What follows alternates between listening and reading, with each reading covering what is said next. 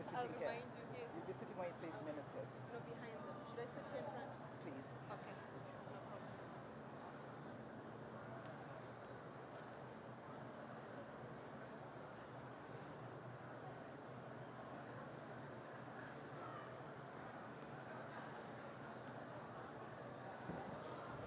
Okay.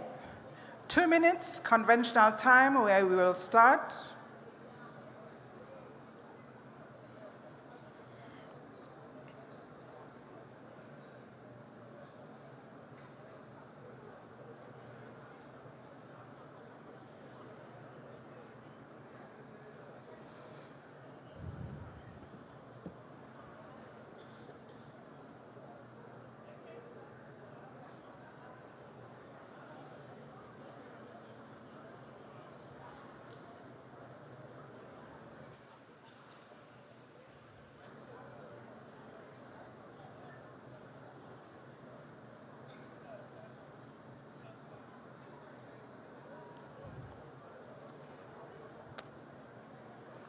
We will begin the program in 1 minute, please.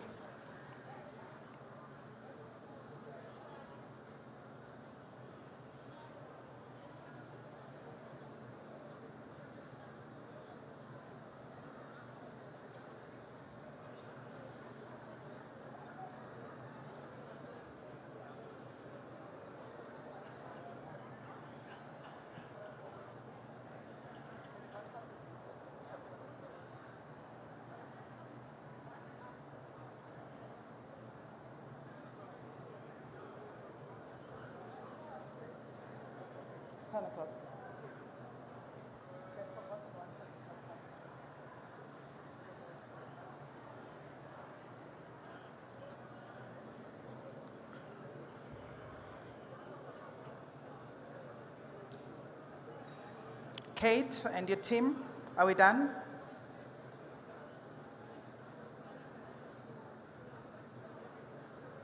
One second.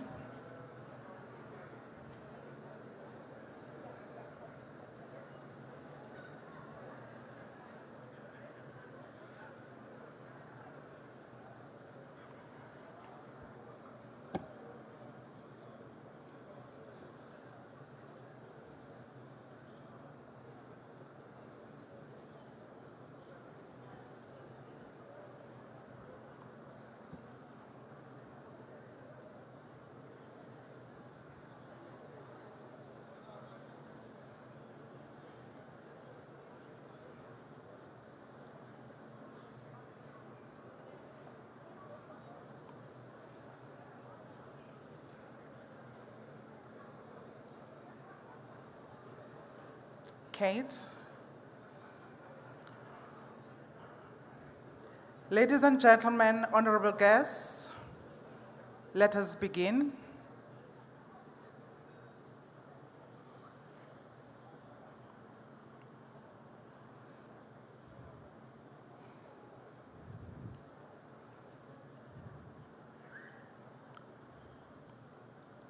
On behalf of the Electoral Commission of South Africa, I welcome you to this significant point in the electoral timetable and the election cycle. This being an occasion where we are going to do the following. The Electoral Commission, I am going to ask for order. I am going to ask people to take their seats, please. We will give you time for meeting and greeting and chatting and selfies and all of those. I just need you to be, let's get through this first. Please take your seats. Let us begin. Ushers, help me break up some of the conversations. If you are standing, you should be seated. Huggies are also going to happen after the program, not now, please. You will have plenty of time to hug. I have a group of people that are still not seated. Please sit.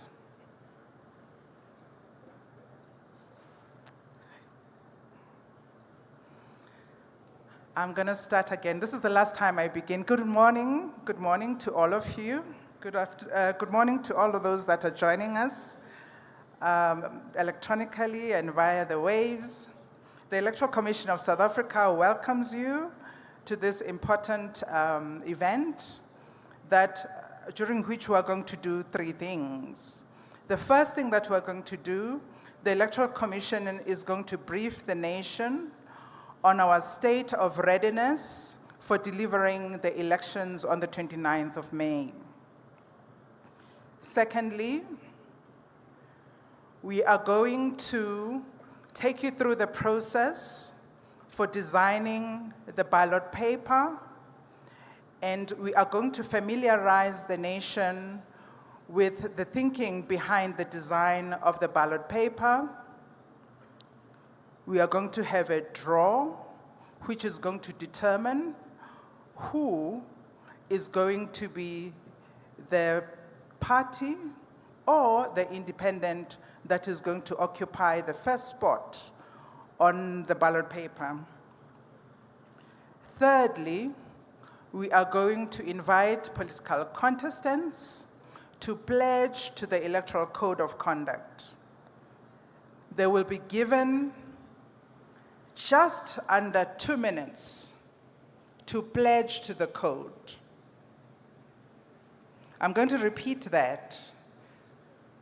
Representatives of political parties will have less than 2 minutes to pledge to the code.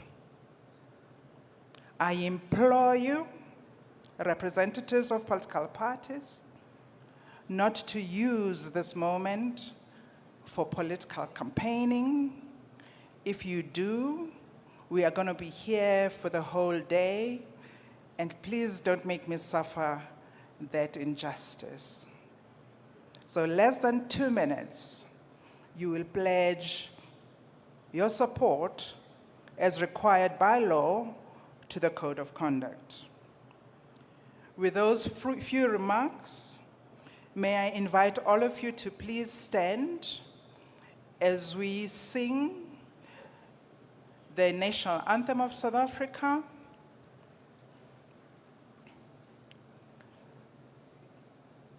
To the sound team, can you please start the national anthem? I ask you all to observe the necessary decorum. Thank you.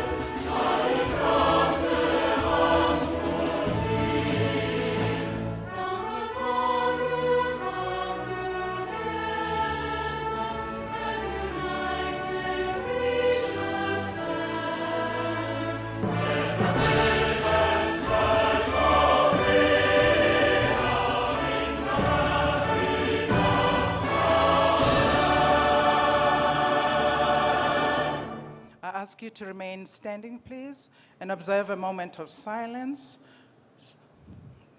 Thank you.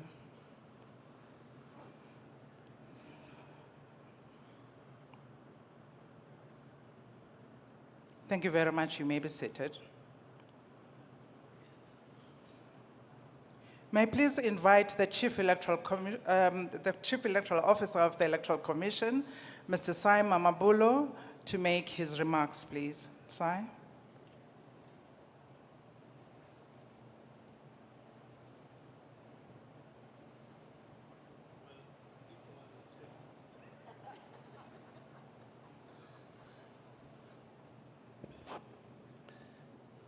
Thank you very much, Program Director.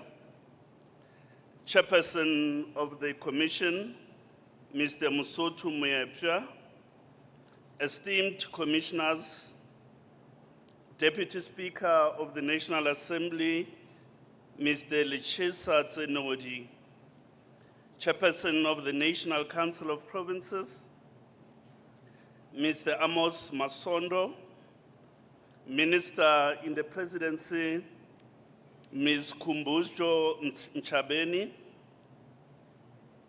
Minister of Justice and Correctional Services, Mr. Roland Lamula, Deputy Minister of Police, Mr. Castle Matale, Deputy Minister of Home Affairs, Mr. Njabulo Nzuza,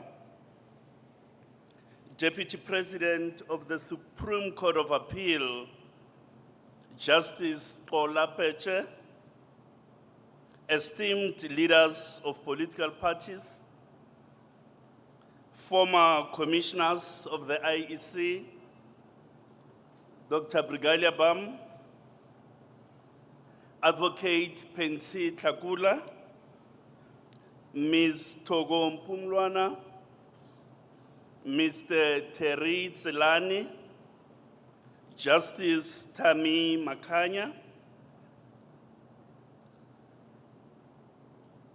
heads of our constitutional institutions, Professor David Musoma, Dr. Mbava, former senior leaders of the IEC, Professor Mandla Mqunu, Mr. Norman Duplessis, members of the Diplomatic Corps, Chairperson of the Board of the SABC, Mr. Katuchelo Ramukumba, Chairperson of the Municipal Demarcation Board, Mr. Thabo Manyoni, Director General in the Presidency, Ms. Pindile Baleni, heads of departments and directors general in our system of government, representatives of the AU here present, esteemed members of the executive, management, and staff of the Electoral Commission. Good morning, everybody. South Africa's democracy is 30 years this month on the 27th of April. As we commemorate the 30th anniversary of our democracy, it is vital to reflect on one of its abiding successes. That is, the conduct of regular, credible, free and fair elections underpinned by values of multipartism and universal adult suffrage as enshrined in our Constitution. Elections are a foundation to our electoral project. Elections foster legitimacy in governance. They foster legitimacy as well as electoral accountability. They foster political representation and macro-political stability and development. They are therefore part of our national character, for without which our democratic project is nugatory. Today, we stand before South Africa and her people to affirm our readiness to conduct an election which accords with constitutional yardsticks and international norms. We give this affirmation of readiness alive to the enormity of the challenge that rests on our hands.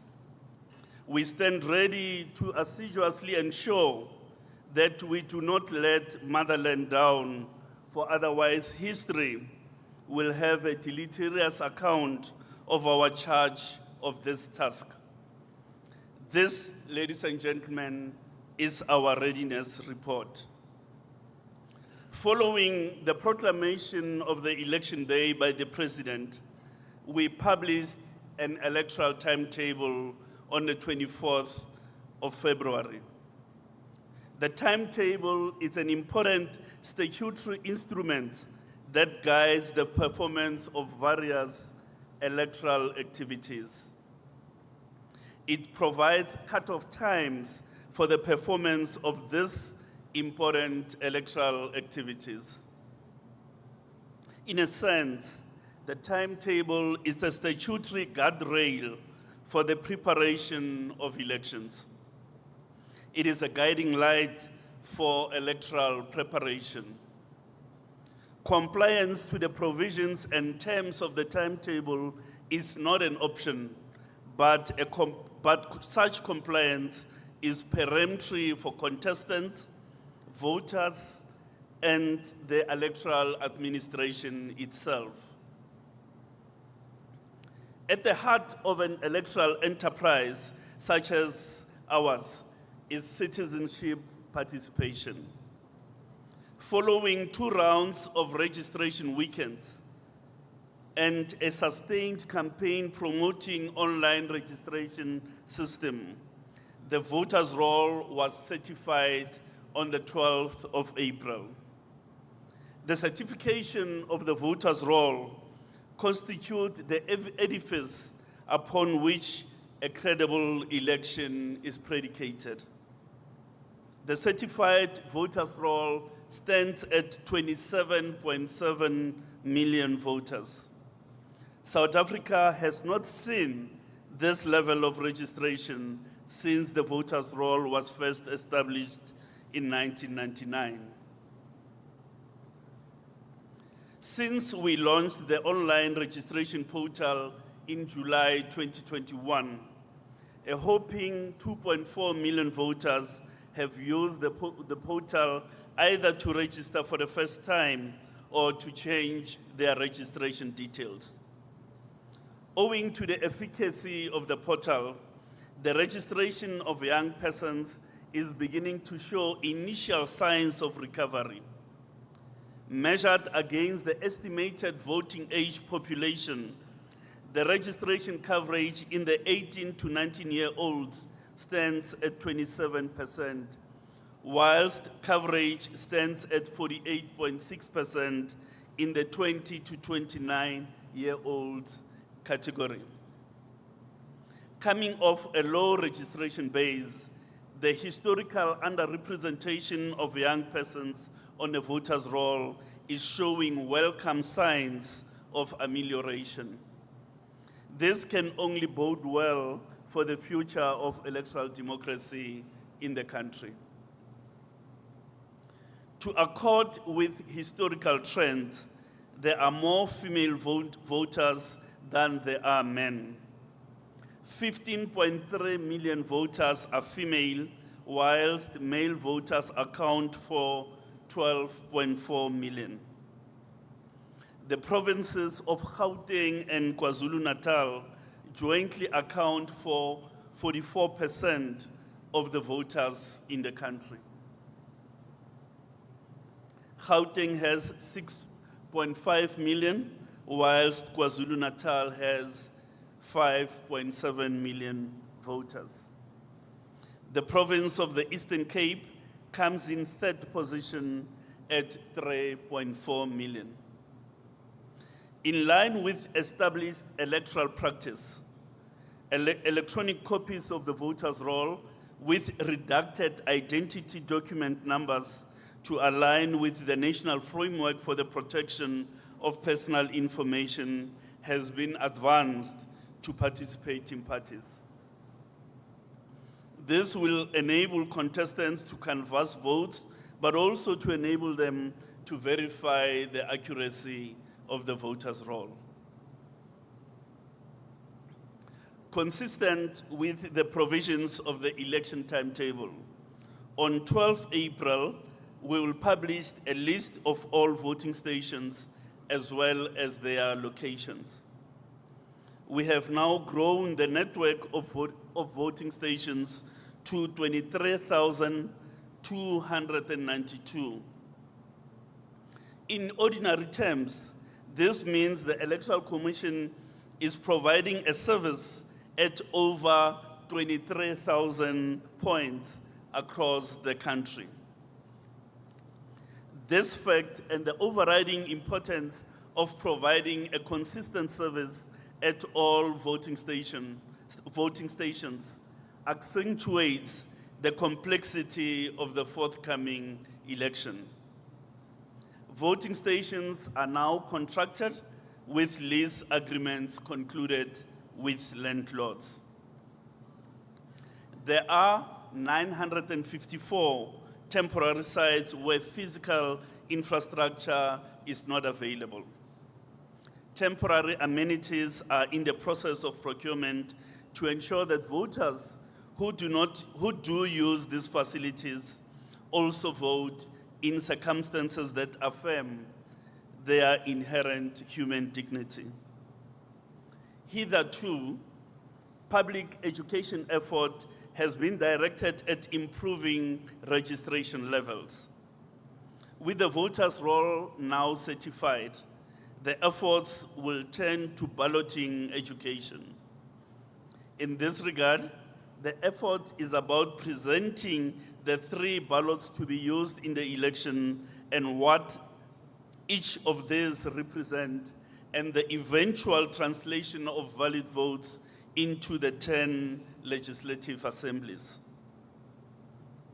Naturally, the delivery of voter education should be through multiple media.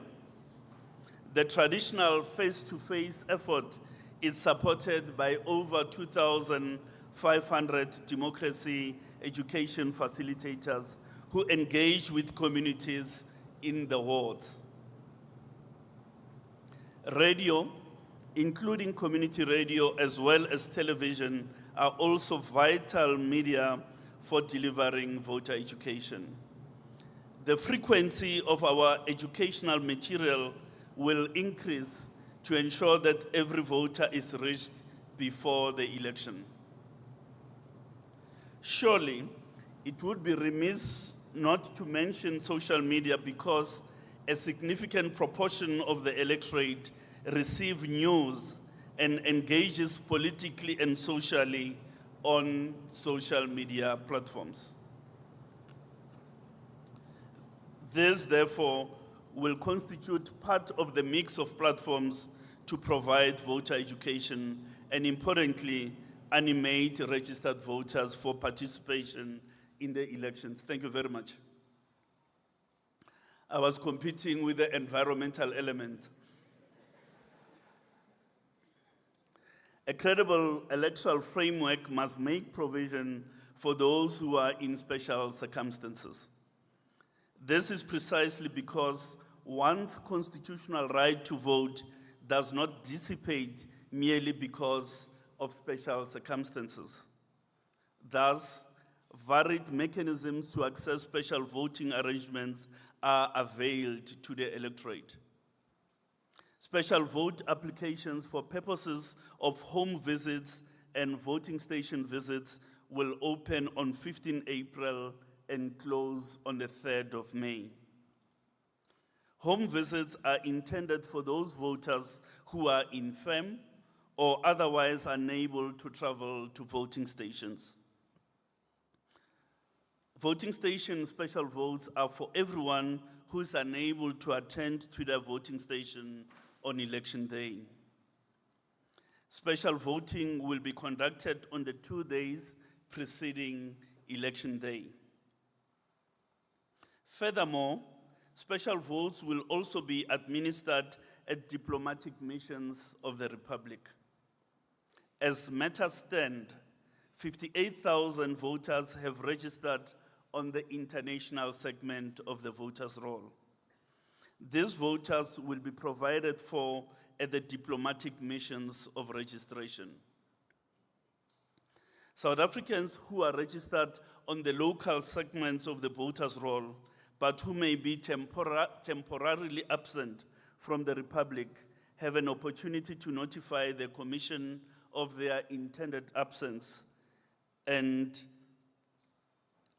the mission where they intend to cast their ballot.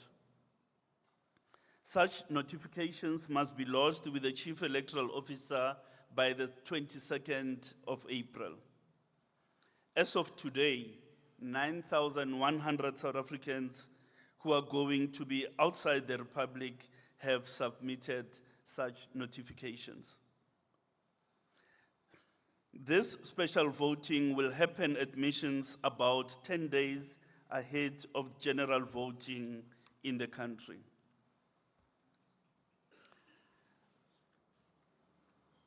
Furthermore, voters who will be outside of their voting station of registration do not lose their right to vote. Such voters may still access the voting process by notifying the Chief Electoral Officer that they will not be at their voting station on election day and where they will be casting their ballots. Parliament intervened in 2021 with this requirement to fortify controls in the voting process.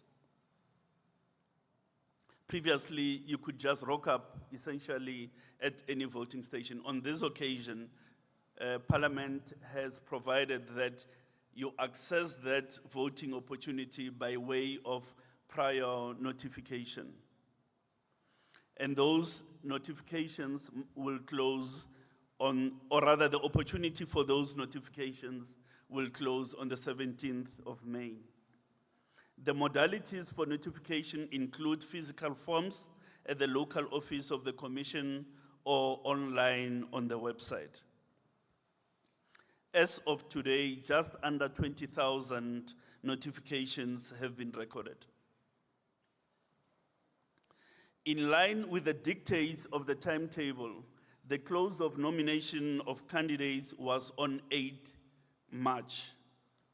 Provisional indications are that 70 political parties and 11 independent candidates have succeeded in submitting their nominations. 15 political parties are contesting all tiers of the elections. In total, there are 14,903 candidates vying for 887 seats in the National Assembly and provincial legislatures. In the nature of candidate nomination processes, there are disputes which the Electoral Court is seized with. This may marginally alter the number of contestants as well as the number of candidates. The Commission will, on the 10th of April, publish the final list of candidates as well as list of parties who are going to be contesting the various tiers of the election. There are 52 parties on the national compensatory ballot. This means decidedly that this ballot will be configured as a dual column ballot. The rest of the 18 other ballots will remain single column ballots, as has been the case since our founding elections in 1994. We will then proceed to issue certificates of candidature to candidates on the 12th of April.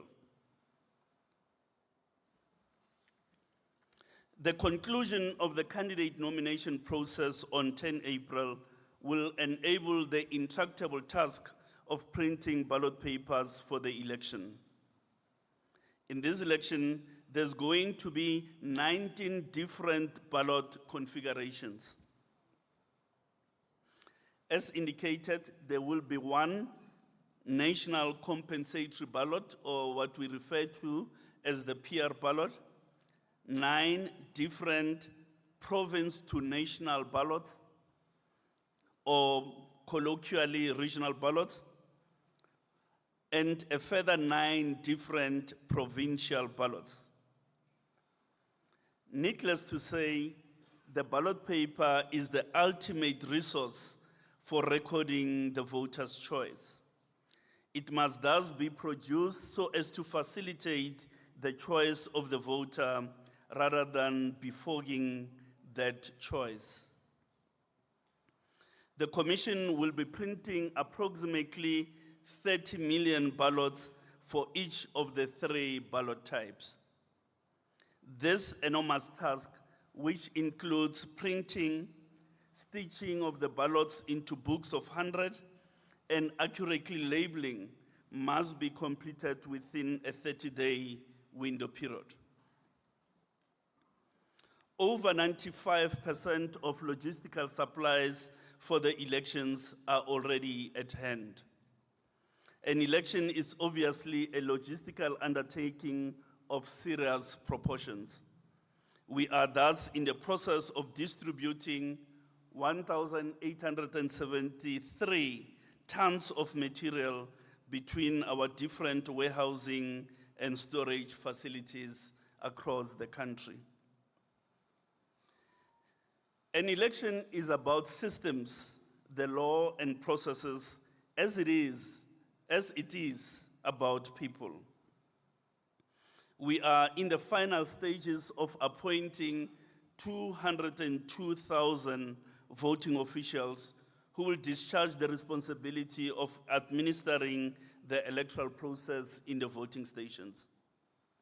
These staff are being subjected to a hybrid training involving online modules as well as practical modules.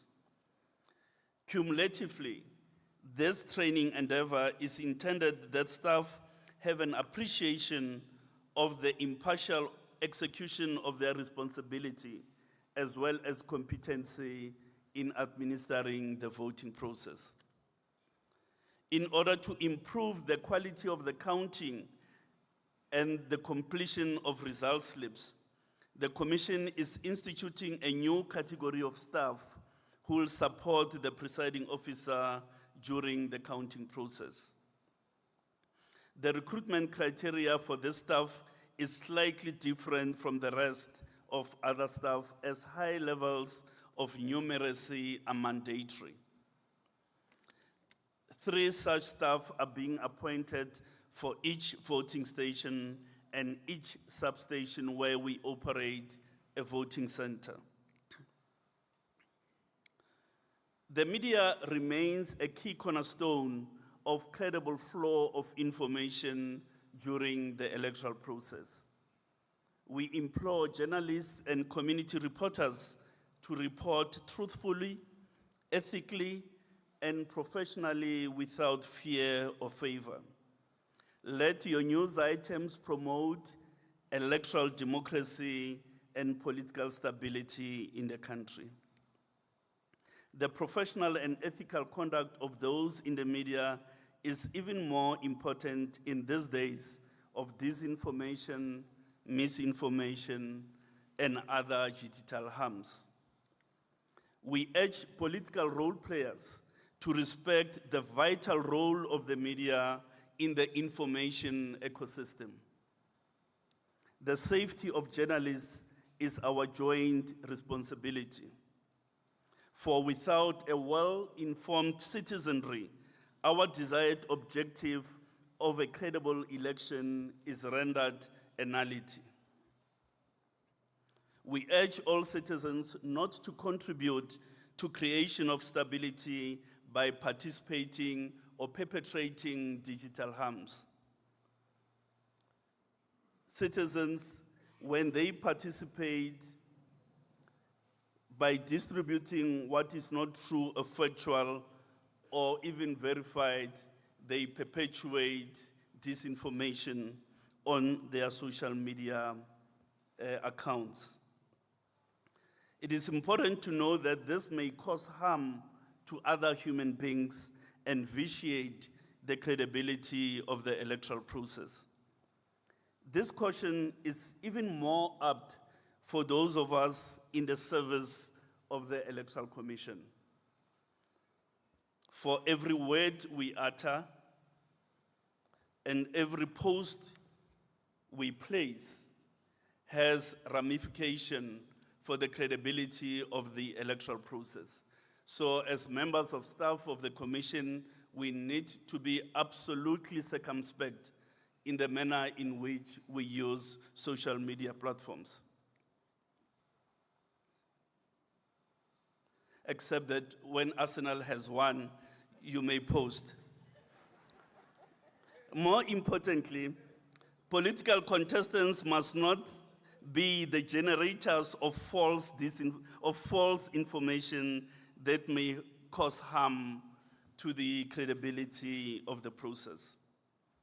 In conclusion, let us collectively uphold the ideals of democracy and demonstrate our commitment to credible and transparent elections.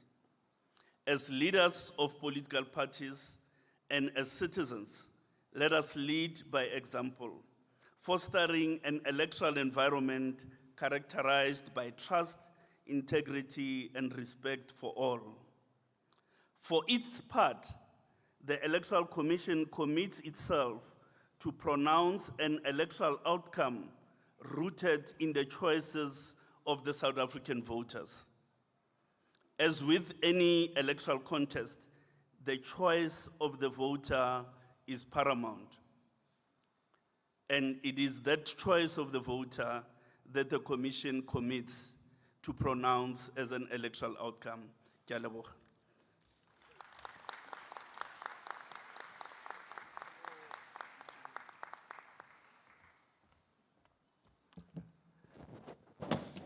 That's my phone.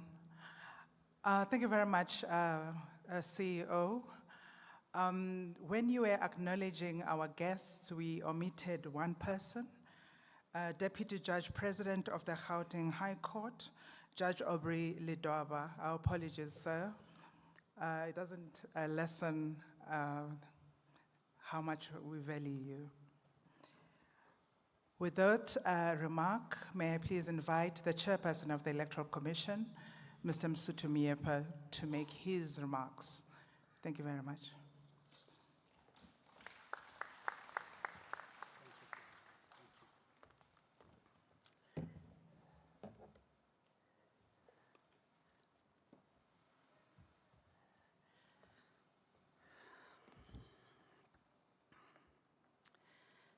Thank you, esteemed colleague and Program Director, Dr. Nomsa Masuku. Fellow South Africans, colleagues, distinguished guests, ladies and gentlemen, please permit me to stand on the protocol as established by the Chief Electoral Officer a moment ago. It is amazing to be in good company. And I think every one of you this morning looks so beautiful. Today, thank you. Today, we stand on the threshold of a significant moment in our nation's history. We mark 3 decades of a legacy bestowed upon us by generations of tireless leaders and ordinary citizens. We recognize the invaluable gift of democracy, a treasure earned through struggle, sacrifice, and unwavering determination. This gift demands our utmost reverence, protection, and cultivation. One of the most profound expressions of our commitment to this legacy is the conduct of regular, free, and fair elections. As the Electoral Commission of South Africa, we address you today with a sense of immense pride and yet with a greater sense of determination as we seek to ensure that the 2024 national and provincial elections remain as credible as those we have consistently delivered over the past 30 years. Our unwavering dedication to conducting quality elections has been instrumental in fostering the steady growth and confidence of our democracy here and further afield, even amidst the challenges posed by the global COVID-19 pandemic. With freedom comes great responsibility. The Constitution affords political parties, independent candidates, and citizens the freedom to contest elections for public office. However, this freedom carries with it a significant amount of responsibilities. Our founding leaders foresaw this and enshrined these responsibilities of political parties, independent candidates, and all contestants in the elections, but joined also citizens in various statutes to keep their conduct in alignment with our pluralistic society's vision. Today's ceremony holds profound significance as we address leaders of political parties, candidates standing in these elections, and those that are represented in our various structures of political liaison. We ask them to stand tall, even as they pledge their allegiance to the code for these forthcoming elections. This code that we are going to have pledges made to provides the framework for conduct that is consistent with the vision of our democratic forebears, who envisioned a society at peace with itself and all its constituents. It is a statutory instrument for realizing free and fair elections, requiring profound political leadership in its observance and in truly living the letter and spirit of this code.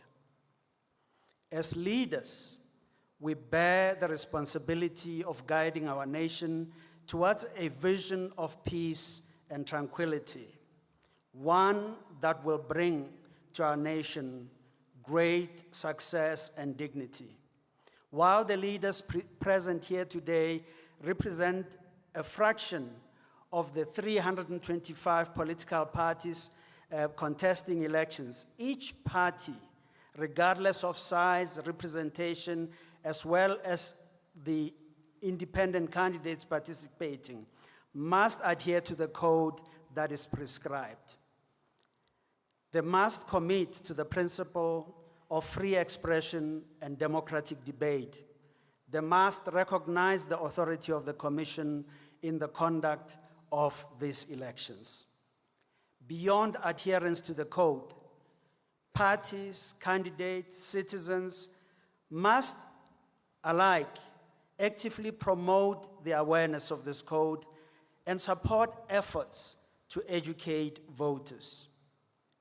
Furthermore, certain behaviors such as inciting violence, intimidation, spreading false information, or abusing positions of power are strictly prohibited and must be met with swift accountability measures. Distinguished guests, ladies and gentlemen, upholding the provisions of the Electoral Code of Conduct reinforces democratic values such as tolerance, respect for diversity, and the peaceful resolution of disputes. These values are essential for the functioning of a healthy democracy and the fostering of trust between citizens and their elected representatives. We know that political violence and intimidation can undermine the integrity of the electoral process and deter citizens from exercising their right to vote. By complying with this code, political parties, and the candidates help prevent such incidents and contribute to a peaceful electoral environment that is conducive for the holding of these elections. The Electoral Code of Conduct also aims to ensure that all political parties and candidates have equal opportunity to campaign and to communicate their messages to voters. Violations of the code, such as unfair campaign practices or discriminatory behavior, can distort the electoral playing field and undermine the principles of equality in the electoral process. Adhering to the provisions of the Code of Conduct demonstrates respect for the rule of law and the authority of the electoral stakeholders, and particularly the institutions conducting elections. It reinforces the principle that all actors in the electoral process, including political parties, are bound by legal standards and are accountable for all of their actions. The conduct of all contestants has a direct bearing on the legitimacy of election results. Violations of the Electoral Code of Conduct can cast doubt on the legitimacy of election results and lead to disputes and legal challenges. This is something we've got to be circumspect about. By complying with the code, political parties help ensure that election outcomes are accepted as legitimate by all stakeholders, thereby contributing to political stability and cohesion in our land.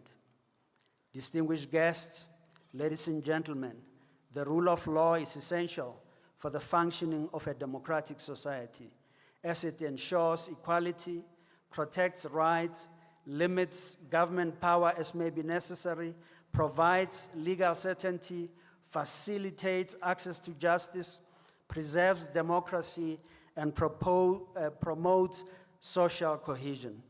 It is a fundamental pillar upon which democratic governance is built, serving to uphold the principles of justice, accountability, and the rule of law.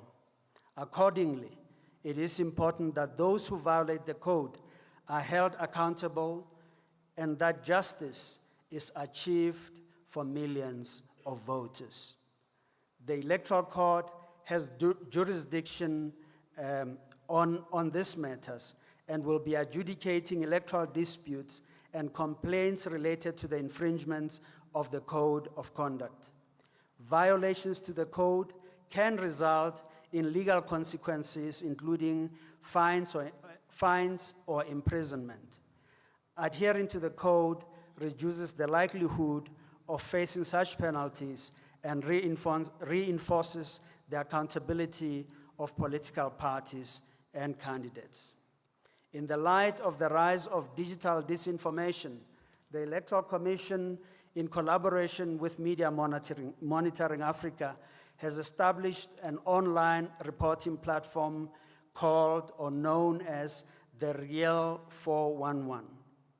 This platform seeks to address instances of digital disinformation during these upcoming elections.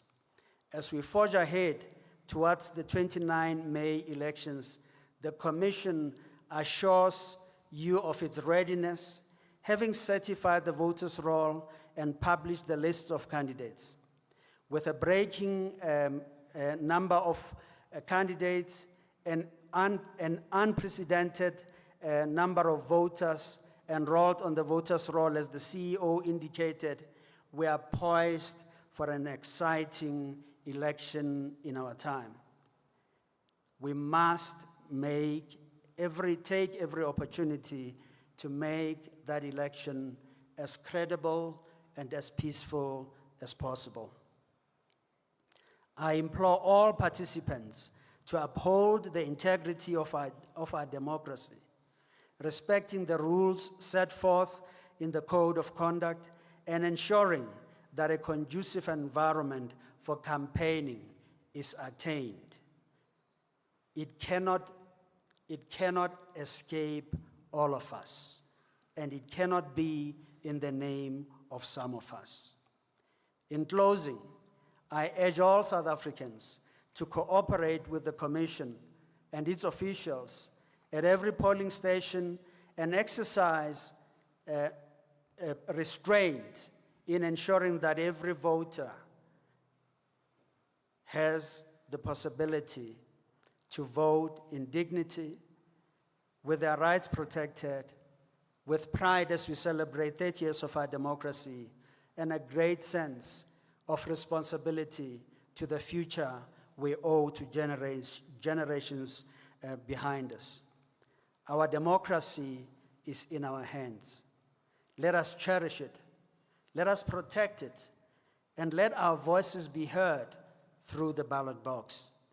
It is our democracy. Let's own it. I want to thank you, and I want to reiterate what we sang even as we prayed this morning.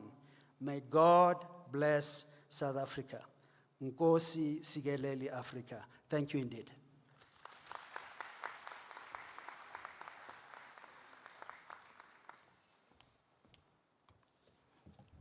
Thank you very much, Chair.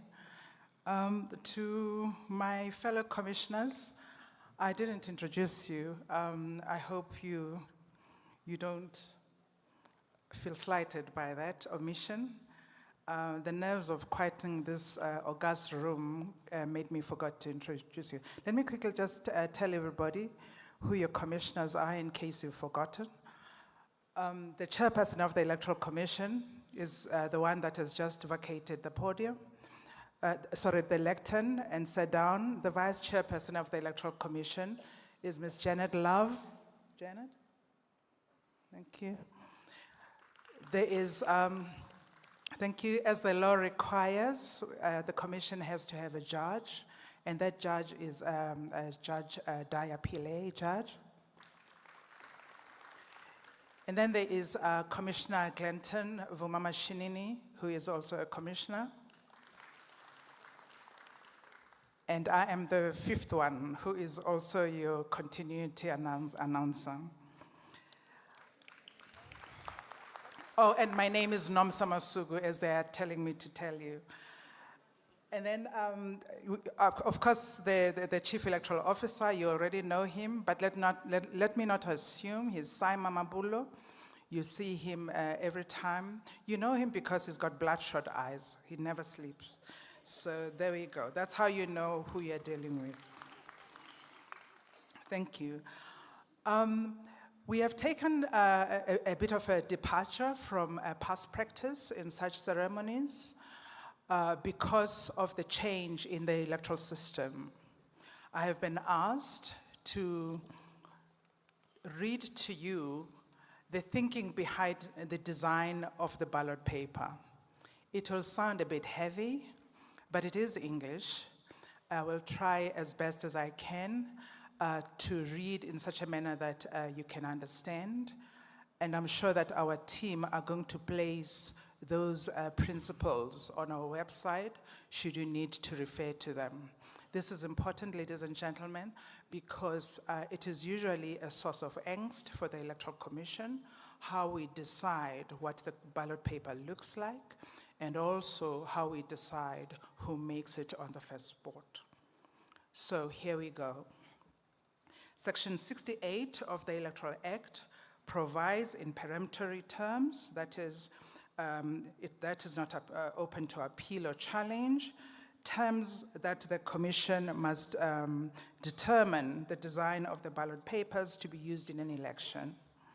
In order to guide its exercise of these broad powers, the Commission has developed a policy setting out, among others, the principles that will inform ballot design.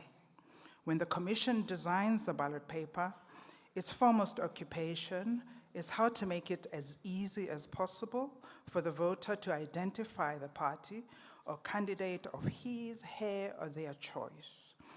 The Commission seeks to facilitate the selection of that party or candidate with confidence and to minimize the risk of miscast or spoiled ballots. How does the Commission achieve this? By doing three things, and these three things are as follows. The first is by enhancing the legibility and accentuating distinguishing features between and among political contestants on the ballot. Secondly, by using visual cues to help voters to confirm their candidate or party of choice. In ballots that have both political parties and independent candidates, the contestants will follow one another alphabetically on the basis of party name and surname, and in the case of an independent candidate. The preference of the Commission is to have parties and contestants set out one after the other in a single column. As the CEO has said earlier, this is the case with two ballot papers, but not one out of the three. Even with the best intentions, the ballot in respect of compensatory seats, the PR ballot in the National Assembly, could not accommodate parties in a single column ballot. So, for the first time in national and provincial elections, a ballot with parties set out in double column will be in use. In order to dispel perceptions of partiality, the top spot on the ballot is determined by a draw. We are going to have the draw after I finish here. The names of the 52 parties contesting the compensatory seats in the National Assembly will be placed in a transparent bowl. It is already there. A party whose name is drawn first will be placed first on the ballot. All other parties will follow one after the other in alphabetic sequence determined by the top party. There are established instances of parties that have identifiers that are similar and appear on the ballot very close to one another and thus causing confusions. In order to help voters, we will try and separate this in the following way. In this instance, a secondary draw will be held to separate the parties while still retaining them within their alphabetic cluster. The party that draws a higher number will retain its position in the alphabet cluster, while the party that draws a lower number will be moved from its sequence in the alphabetic cluster to achieve the separation of parties. In the event that one of the parties will likely confusing identifiers wins the top spot draw, the other party with likely confusing identifiers will be moved from its sequence in the alphabetic cluster to achieve separation without the secondary draw. This logic will be repeated with ballots for the regional seats in the National Assembly and provincial legislature ballots. In English, we are going to have a draw right now, and in the event that, as a result of that draw, we have political parties that have similar identifiers, we will conduct a secondary draw. When that happens, I'm going to ask the Deputy CEO of Electoral Operations, Mr. Masego Shiburi, to please come and help me. Before I start, there's one person that I forgot to acknowledge, and I was asked to remember him. Is the Deputy Minister. Yes, I apologize, sir. The Deputy Minister for Higher Education, Science and Technology, Mr. Buti Manamela. That concludes my introductions. Any other person that I have forgotten, I ask for them to forgive me, and we can discuss how we help. Chairperson of the Electoral Commission, I am going to ask you to go towards the bowl.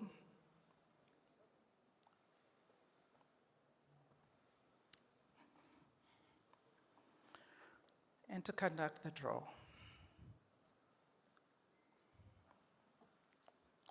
Colleagues, can I please ask somebody to help the chairperson so that he doesn't drop the bowl? Chair, please take the bowl, shake, shake, shake. The bowl, Chair. Or your hand inside, shake, shake, shake. Shake, shake, shake. Some more chair with confidence. There we go. Shake, shake, shake. No. Okay. Okay. I didn't say you must pick first. You'll have to shake again. Shake again. Shake, shake, shake. Shake, shake, shake. This is to allow those who are taking pictures to convene, please. Okay? Take one ball chair. Just one. Read it for, you are going to read it.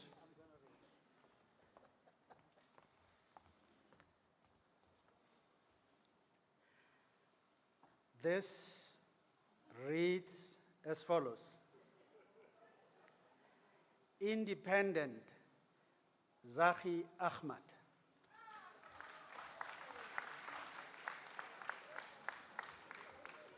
Thank you very much. The one who assumes the top spot is an independent by the name of Zaki Ahmad. He takes the top spot, and everyone is going to follow. Incidentally, his surname begins with a what? With an A. So all is good in love and war. Thank you very much. Are we ready to beam the ballot paper?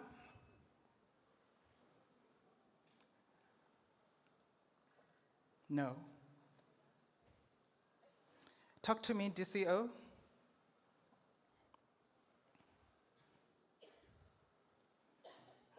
You know I've done something wrong when something like that happens.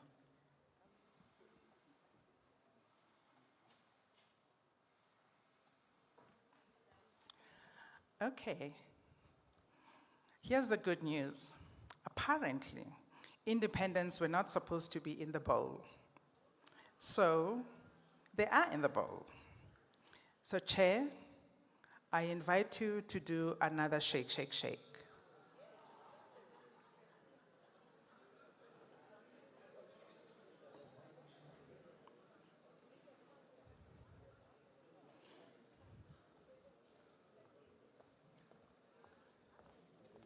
To do this thing, but we will have to. Yes. Yes.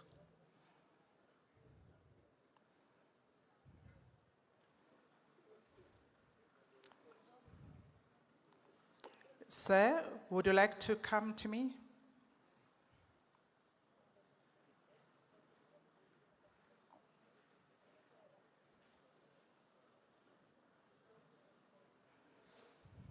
Please draw.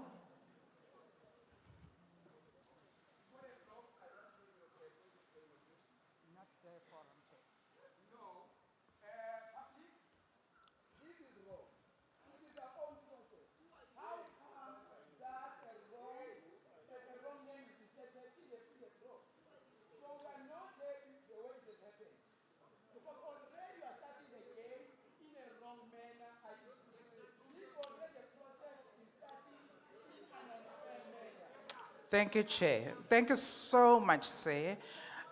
You are correct. The independents were not supposed to be on the bowl. Point taken. We thank you very, very much. Chair, please draw, please.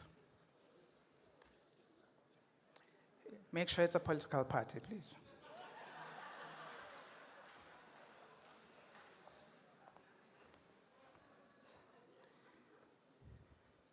I must admit, when we err in public, and we do, you know, I think there is no pride. We have to apologize, as I do.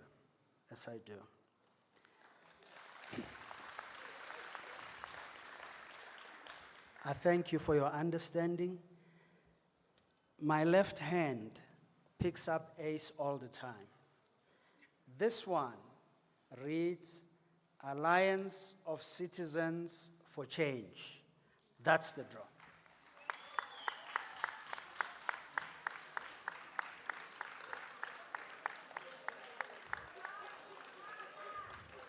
Are we able to generate? Okay.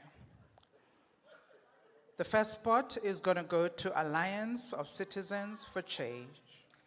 It's an A once again. May you please generate the ballot paper? There it is. Despite the dampener, please, may I have a round of applause? There's the ballot paper.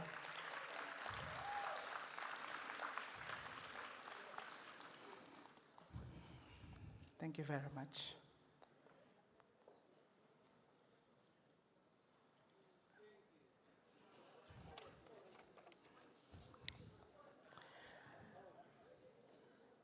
Having drawn the ballot paper, DCO, may I please confirm that we don't have political parties that have similar identifiers? Do we need to go for a secondary draw? Okay. We are going to go into the small bowl in order to separate those political parties with identifiers that are similar. Please, Commissioner Mashinini, it's a small bowl.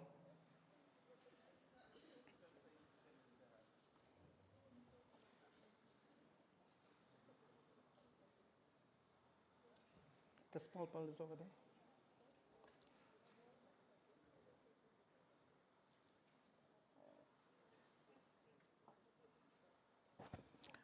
It is small, that's for sure. Shake, shake, shake, please. Shake, shake, shake. Shake, shake, shake, and then draw.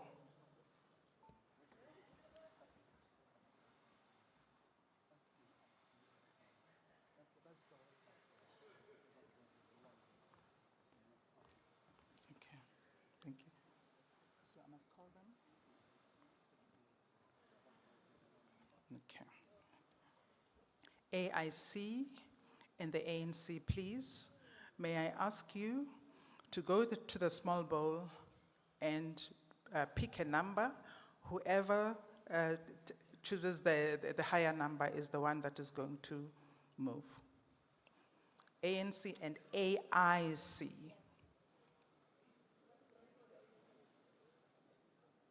Buisel?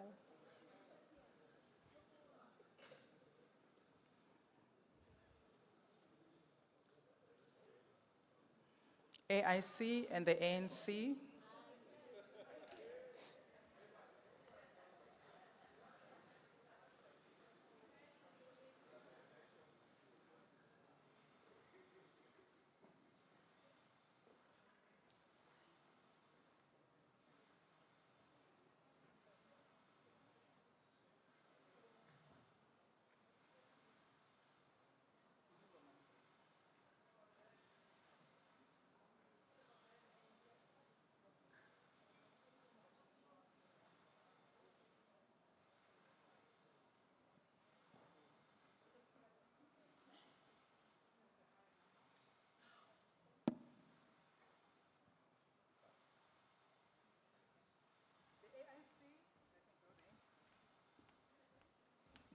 The AIC has got the higher number, so the AIC will retain its spot in the list that we showed you before, and the ANC will be ordered elsewhere.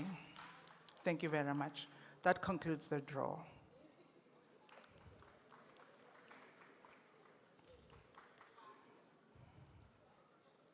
Take a deep breath, and we move on to the next section.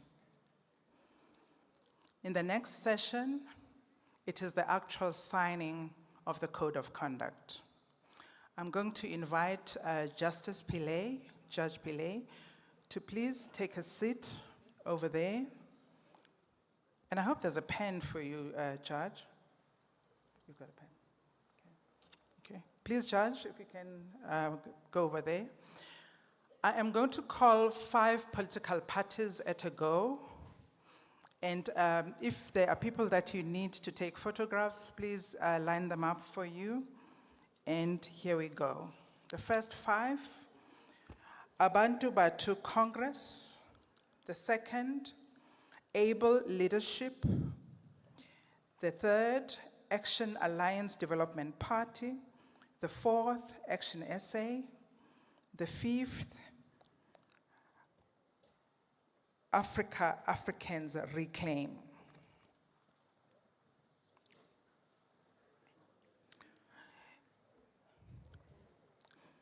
In that order, please come up the stairs, go to the judge, and you're going to sign, and then you are going to come to the lectern and make your pledge, remember, in less than 2 minutes.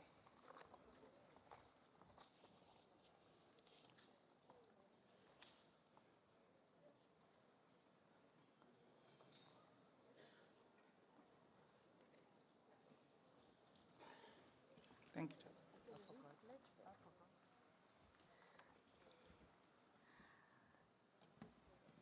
Thank you, Commissioner Masuku. Ladies and gentlemen, greetings. We are here to celebrate another milestone, our 30 years of democracy. We are here also to celebrate this moment in our electoral cycle. We are here to celebrate this moment in our timetable, this highlight, when we come together as political parties, stakeholders, and the Electoral Commission. And if you find some people in the IEC celebrating more than others, then it's not only because they are very happy to see you, but Arsenal scored 2-0 yesterday, and as you know, what the CEO didn't mention is that when Arsenal loses, you don't post. But this is also a very solemn occasion. It is an occasion when the political parties and the independent candidates pledge to the public their promise to conduct and help the IEC conduct these elections so that they are free, fair, and inclusive. Political parties are bound by the Code of Conduct from the date on which the elections are proclaimed. As you know, violation of the code attracts penalties, some possibly as little as a warning, but the ultimate price of having your party registration cancelled. And with that, please allow me to read the pledge that the political parties who are going to be lining up here shortly will promise to fulfill. The preamble to the pledge proceeds as follows. 1, we accept that the elections require an environment where there is free political activity, where all political parties are able to canvass support without fear or hindrance.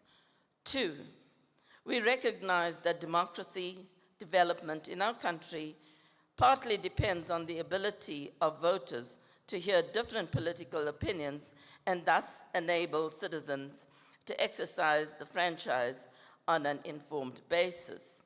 3, we note that free and fair elections is the only legitimate basis on which the authority to govern is derived. 4, we acknowledge that the Electoral Commission is mandated to ensure free and fair elections of legislative bodies. We further acknowledge that the political parties and candidates participating in the 2024 national and provincial elections are obliged to observe all provisions of the Electoral Code of Conduct, which is binding on those participating parties, candidates, members, and supporters. The statement of commitment that they make reads as follows. The political parties and candidates gathered on the 4th of April 2024 at Gallagher Estate, Gauteng, commit themselves to uphold the underlying values and conduct required by the Electoral Code of Conduct and to which they hereby pledge to adhere to. They further pledge, 1, to lead their party in a manner that will reinforce a culture of tolerance towards all other parties and candidates contesting elections. 2, to effectively counsel and advise all candidates on their party lists so that each candidate will in turn propagate a message of maximum tolerance. 3, to publicly promote the eradication of no-go areas for the political campaign by political parties and candidates. 4, to desist from using speech or from participating in actions which will have the effect of provoking either parties and candidates, supporters, or members of the general public to commit acts of intolerance or take other inflammatory actions. 5, the participating parties and candidates will work together to achieve the objective and goals of the Code of Conduct. Thus signed at Gallagher Estate this day, 4th of April, 2024. To underscore this commitment as the leader of the political party and contesting the national and provincial elections 2024, we, the political parties and candidates, recognize that South Africa is a democratic and constitutional state premised on the principles of regular elections and multi-partyism. That is the pledge that political parties and independent candidates will be taking this morning, and I will take my seat there and I will make sure that they sign the pledge. Thank you very much.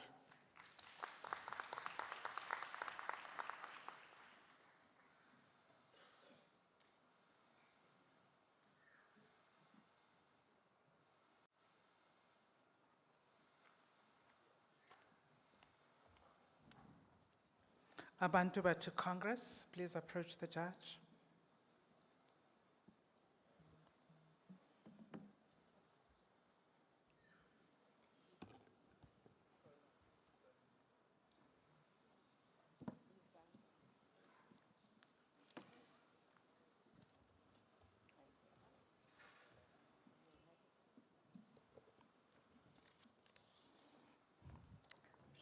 Less than 2 minutes, sir, please.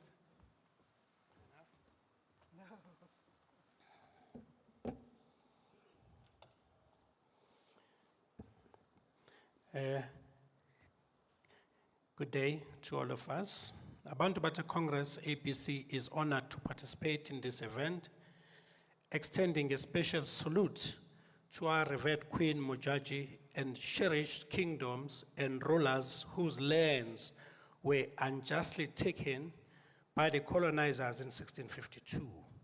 We also send special greetings to indigenous people of Azania who have enjoyed disposition by colonizers and continue to face challenges under the selective development system imposed by the current government, leading to the unjust confinement of natives in the squatter camps. Abantu Batu Congress APC firmly believes that the time has come for self-love and empowerment. On the 29th of May, we must break free from the prevailing crisis mindset that has engulfed our nation. Most of us have remained silent, not due to lack of issues, but out of self-respect. The kingdoms, the intellectuals, the wealth, the disadvantaged, even those unable to advocate for themselves are wary of the governance of the political elites across all levels of state power. Therefore, APC is resolute in the belief that all native kingdoms should strive for their independence. APC will initiate this movement in KwaZulu-Natal and the Free State. The APC passionately advocates for establishment of a sovereign Zulu state in KwaZulu-Natal and a self-governing Basotho state in the Free State. This vision will progressively extend to the creation of autonomous Xhosa state in the Eastern Cape and beyond. Let the dream of independence and self-determination flourish across our diverse native land. The neglect of state-owned enterprise and the lack of investment infrastructure are driving us towards a state of decay, reflecting short-sightedness, lack of vision, and absence of care for the people of this country on the part of the ruling elite. I thank you. Thank you very much, Chair. You owe me a whole minute. Able leadership, please.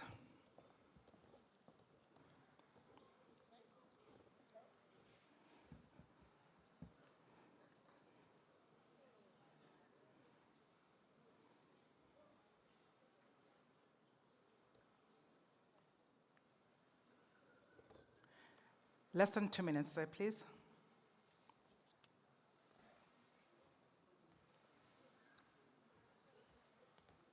Thank you, Program Director.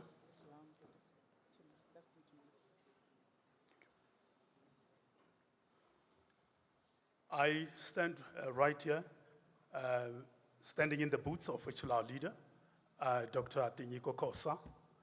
In his absentia, as I stand as a Deputy President.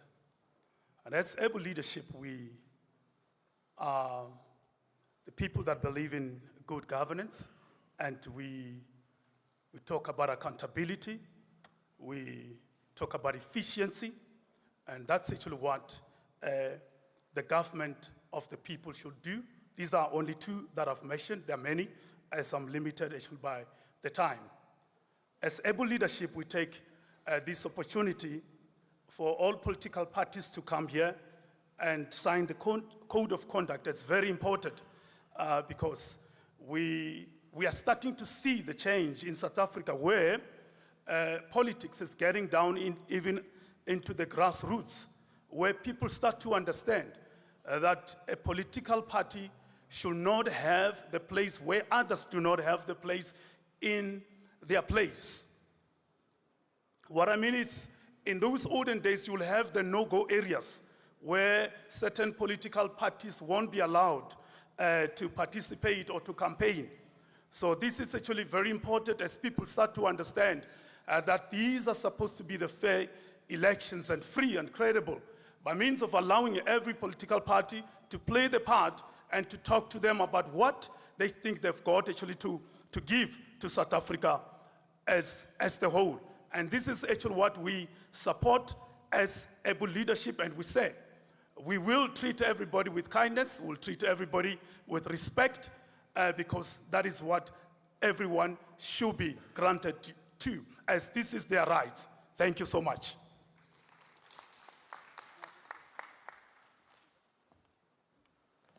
Thank you very much, sir.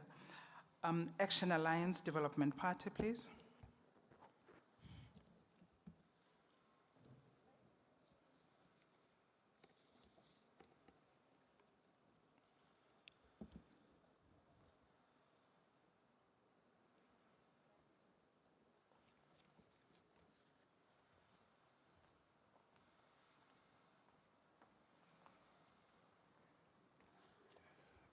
Inhlikani ka ti-political party hinkwato leti nga kona vurhangeri bya IEC tanihi vandla ra African Alliance Development Party hi khensa ku va xiave xa ti-election leti taka tanihi vandla ra AADP hi tiyimiserile ku famba hi swinawanawani swa IEC leswi hi kombelaka leswaku hi fanele hi famba hi ku ya hi milawu leswi hi fanelaka hi campaignisa swona ni le ka swilo hinkwaswo leswi va hi kombelaka ku hi fambisa swona ha khensa swinene inkomu.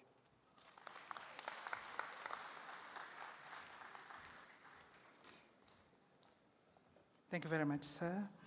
Action SA, please.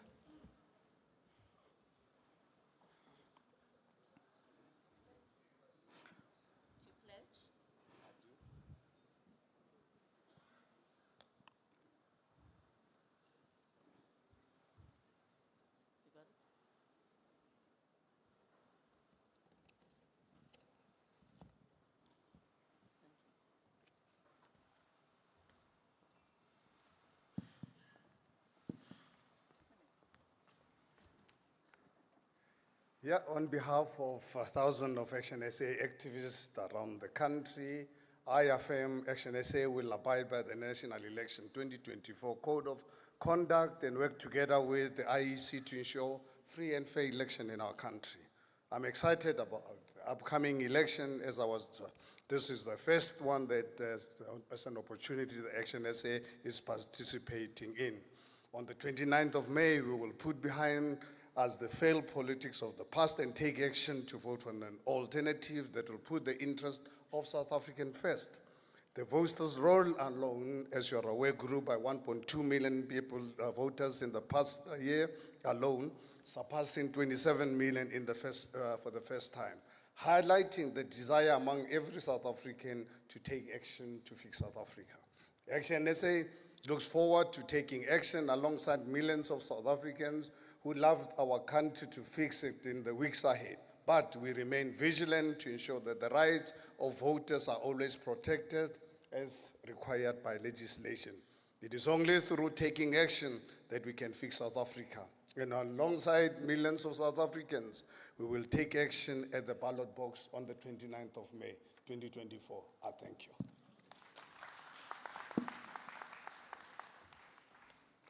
Thank you very much. May I please have Africans reclaim? Do you pledge? We pledge.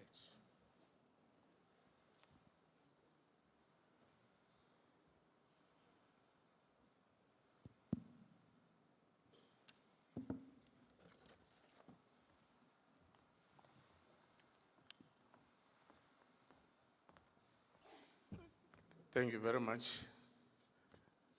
Compatriots, the IEC, the Chief Executive, I don't have a cell phone.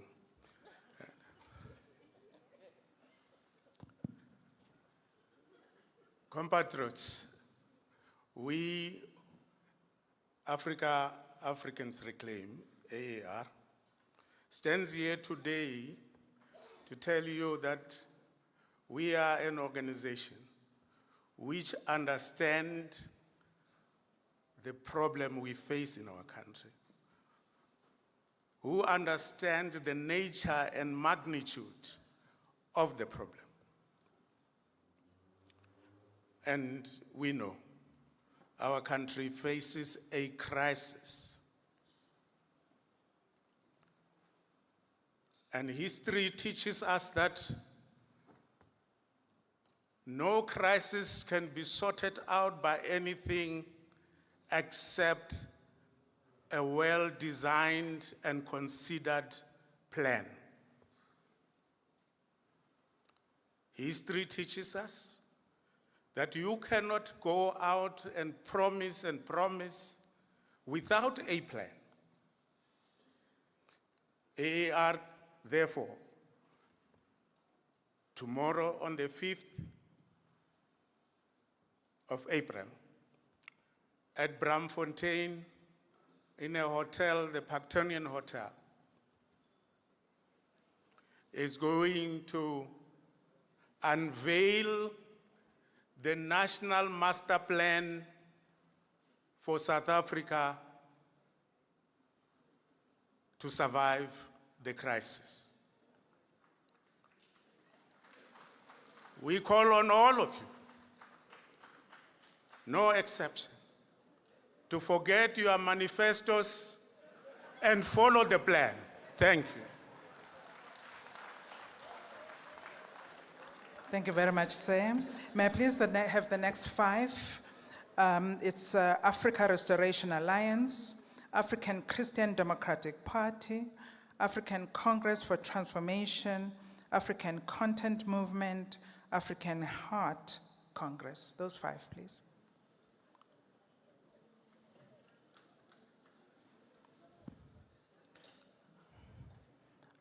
Africa Restoration, let's go first.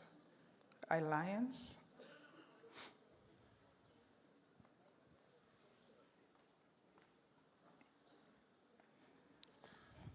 I'm going to start with Africa Restoration Alliance. To go to the judge, please. Africa Restoration Alliance, followed by African Christian Democratic Party, followed by the African Congress for Transformation. Do you pledge? Yes, we pledge.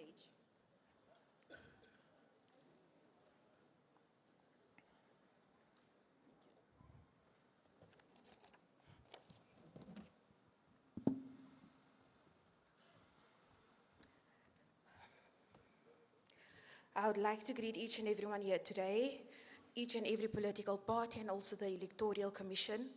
As a representation of ARA today, we hereby pledge to uphold the ethics in this country. We also, our allegiance is solely with the people of South Africa. We prioritize the interest and the well-being of the nation above everything else. Therefore, you will know that we are SA first as a political party. We advocate for a radical approach to restore justice and equality in this country, addressing historical injustice and systematic inequalities head-on that currently exist. Furthermore, ARA in government secures a prosperous future for all generations. As ARA, we reject the status quo, mediocrity, and we demand progress in our country and systematic inequalities to be eradicated. Thank you so much.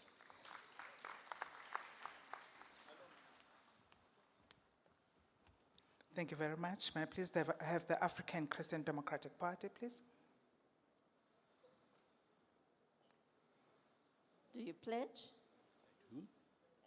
Yes, I do.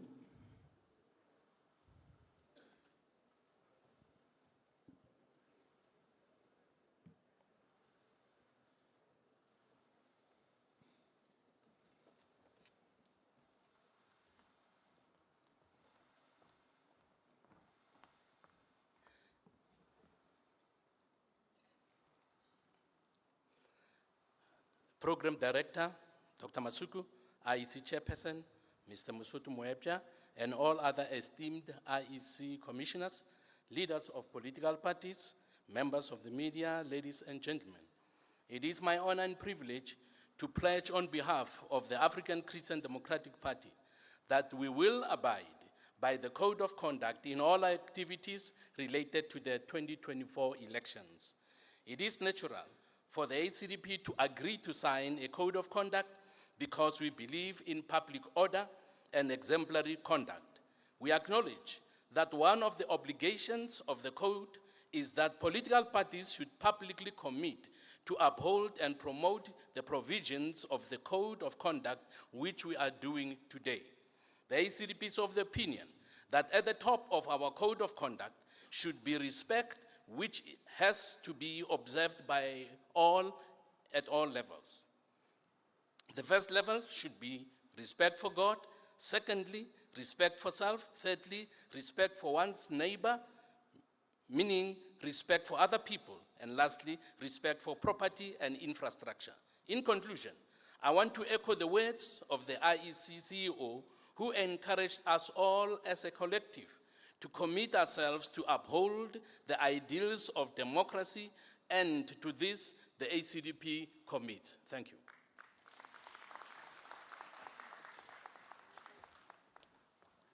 Thank you, sir. May I please have the African Congress for Transformation? Do you pledge? I do pledge. I do.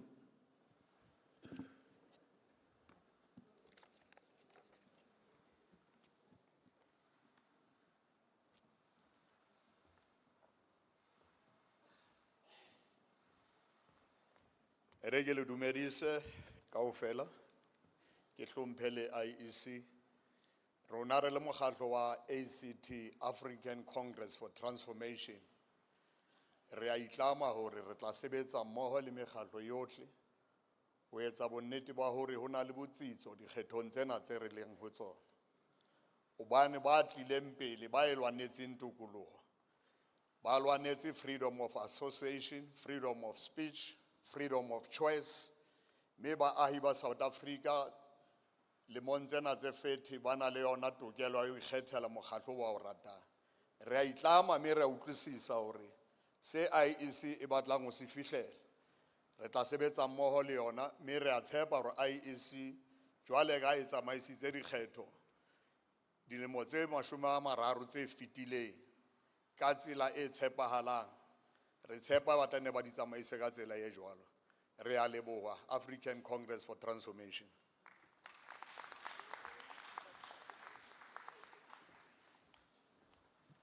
Thank you, sir. May I have the African Content Movement, please? Do you pledge? I pledge.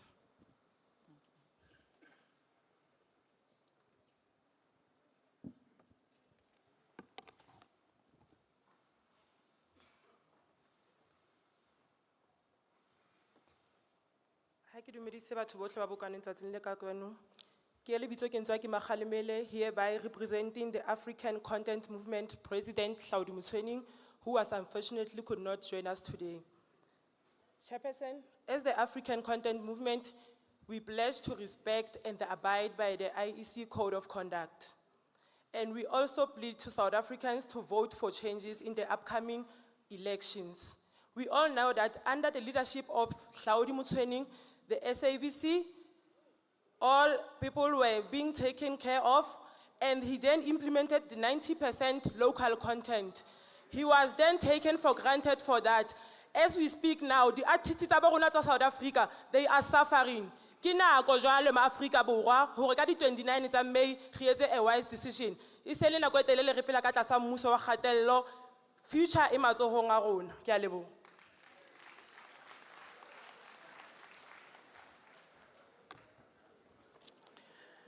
Thank you, ma'am. You did campaign.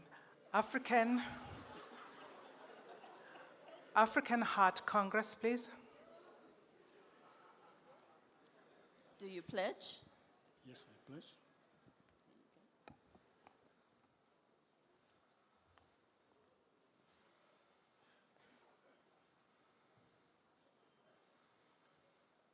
I didn't shake.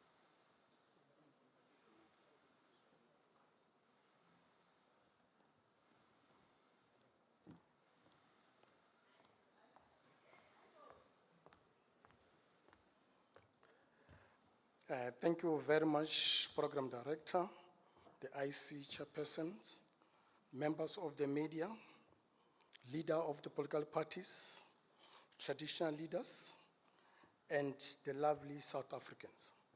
I, the President Moloko Mpolobosho of the African Heart Congress, the heart, touch the heart.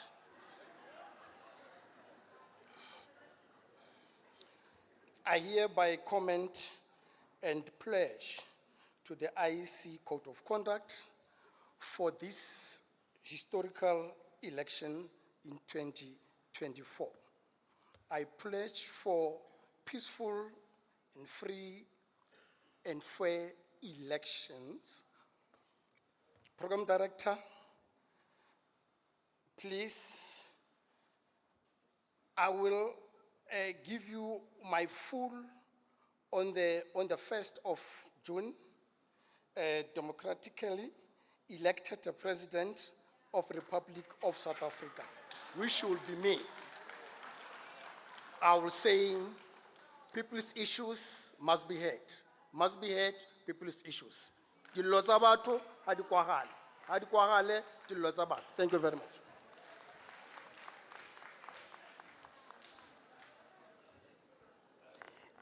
Thank you, African Heart Congress. You did campaign. May I have the following 5, please? The African Independent Congress, the African Movement Congress, the African National Congress, the African People's Convention, and the African People's Movement. Let's go. African Independent Congress, come first.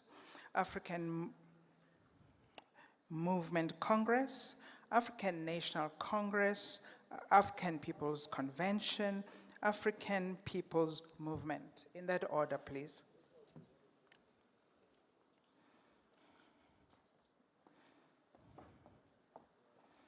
May I please prime the following: African Transformation Movement, Al-Jamaa, All Citizens Party, Alliance for Citizens Change, Allied Movements Do you Change. pledge? The AIC pledges.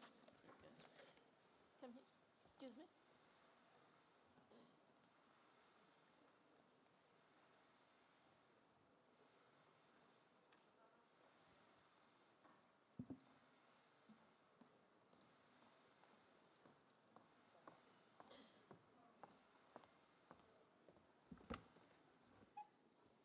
Program Director, leaders of political parties, but most importantly, the electorate. The participation of the African Independent Congress in these elections and South Africa's political landscape is anchored on preparing people to take center stage in governance, fostering accountability, protecting the integrity of institutions, and enhancing legitimacy. The AIC believes that the overall adherence to the Electoral Code of Conduct is essential for safeguarding democracy, ensuring the credibility of elections, and promoting peaceful political transition. It is the responsibility of political parties, electoral authorities, civil society organizations, and citizens alike to uphold these standards and hold violators accountable.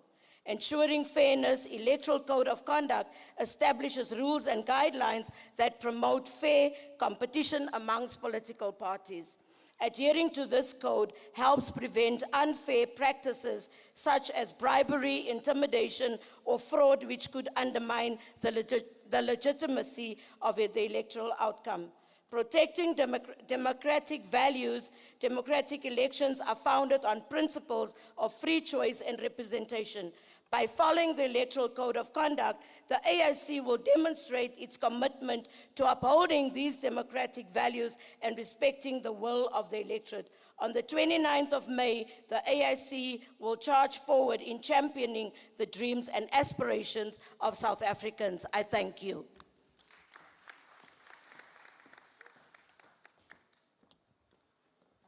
Thank you very much. African Movement Congress, please. Do you pledge? Yes, I do. You can sign.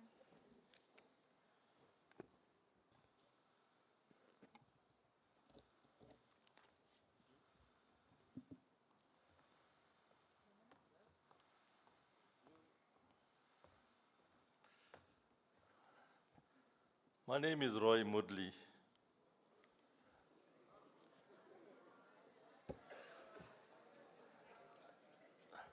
I'm the leader of African Movement Congress.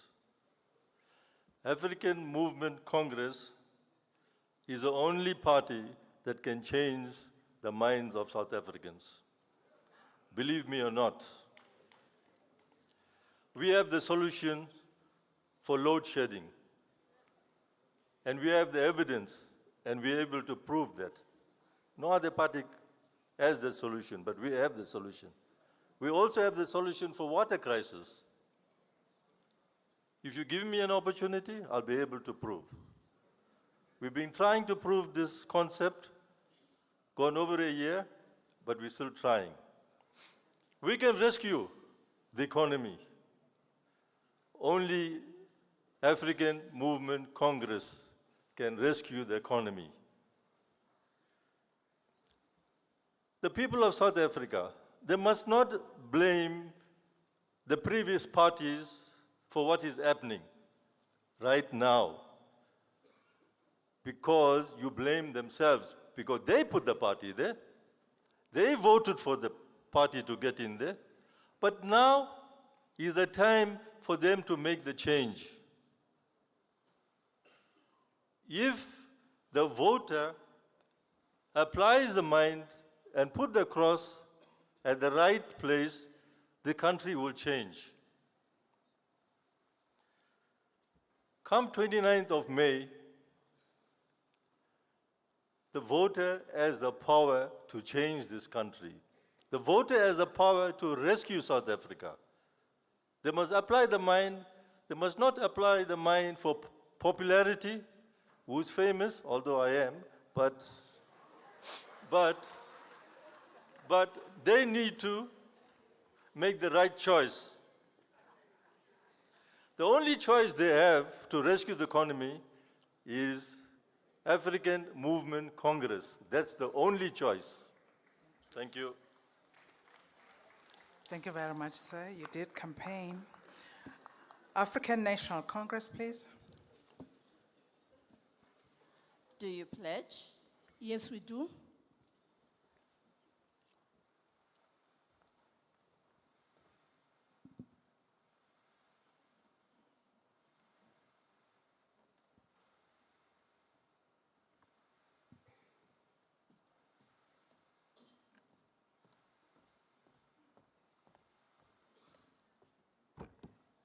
Thank you very much, Program Director, Chairperson and members of the IEC, leaders of political parties, fellow South Africans. On the 29th of May 2024, we'll exercise the democratic right enshrined in our Constitution that every citizen has the right to free, fair and regular elections for any legislative body established in terms of the Constitution. As we'll be doing so, we'll recall the noble words of the Freedom Charter that no government can justly claim authority unless it is based on the will of all the people. Over the past 30 years of freedom and democracy, we have voted in 6 national and provincial elections, as well as 7 local government elections. All these elections, without exception, have been accepted as free and fair expression of the will of the South African people. We, the African National Congress, are committed to honoring and abiding by the Electoral Code. We call on all South Africans, including all ANC members, leaders and supporters, to abide by the code and to demonstrate maximum tolerance and respect for all parties and candidates contesting the 2024 national and provincial elections. We will, as the ANC, take disciplinary action against any of our members who contravenes the code. Our country has come a long way. We have made incredible strides and achieved much. However, even after 30 years of freedom and democracy, our journey towards the South Africa that our people truly desire is far from over. We still have more hills to climb. We will do better, we'll do more, we'll do faster together. We know that there are forces that seek to use this election to undo the progress of democracy, to undermine the institutions that have championed democratic participation of every voter in South Africa. And we want to reassure everybody that together with all other peace-loving South Africans, we believe in the capacity of the Independent Electoral Commission and the people of South Africa. Thank you, Nyabo. Thank you very much. African People's Convention.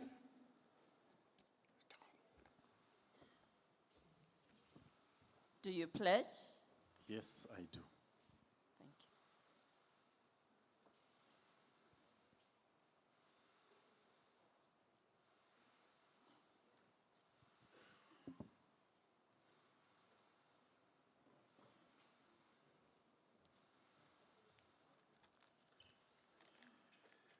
Thank you. Thank you, Program Director, the Chairperson of the Commission and the Commissioners, the CEO, Mr. Mawabulo, and your Executive Management, comrades, ladies and gentlemen.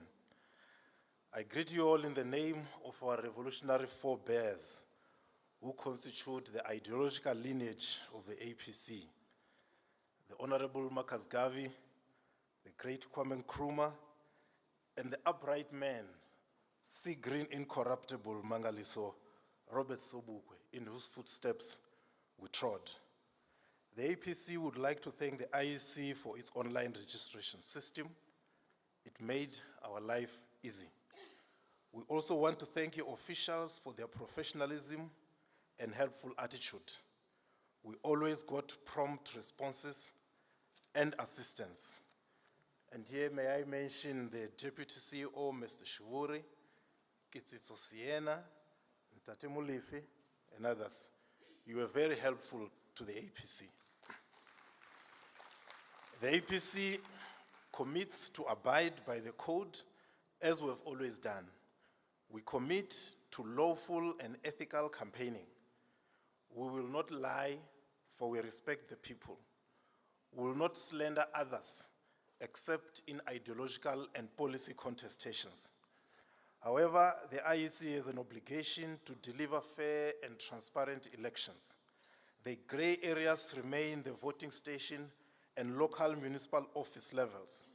This is where numbers are generated, and there is need to ensure that the will of the people is reflected and not manipulation and cheating. The APC is ready for the elections. We continue to do our work without apprehension. We know that victory belongs to the man in the arena, and the APC is in the arena. I thank you. Thank you, Sam. I have the African People's Movement, please. Do you pledge? Inkosi ngisize. Thank you.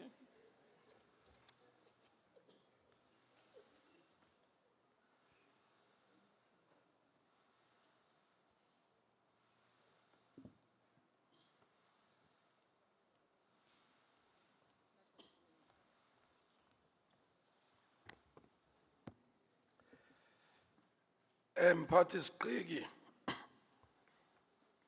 Dr. Masuku,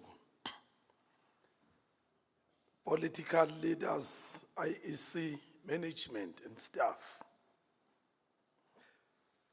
As we gathered here on the eve of our historical celebration of the 30th anniversary of democracy, someone would have expected that the 27th of April would be the date proclaimed for this year's general election, and to dedicate such achievements or elections to our fallen icons and stalwarts. Dr. Nelson Mandela, Dr. MG Buthelezi, and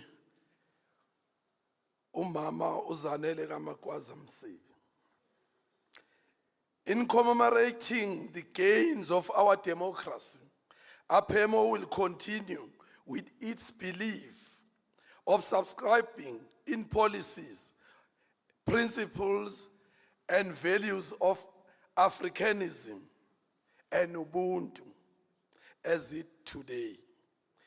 It also commits itself in respecting all democratical acceptance,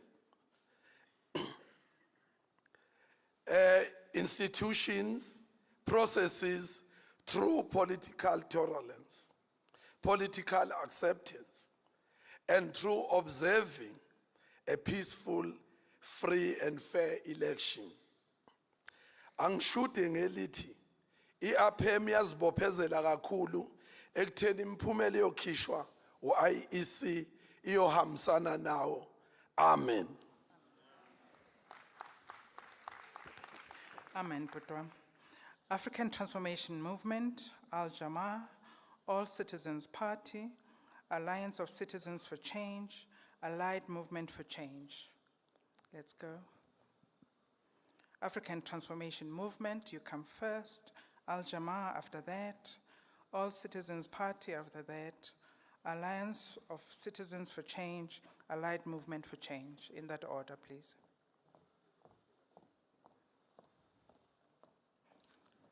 African Transformation Movement. Do you pledge? I do pledge.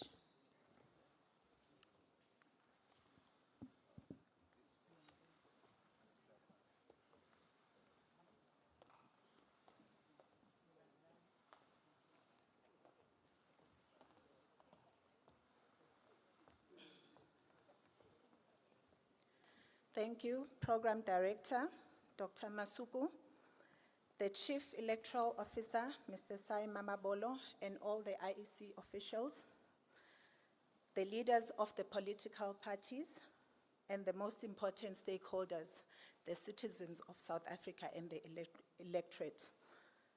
My name is Siolise Rangwetsi. I'm representing the African Transformation Movement.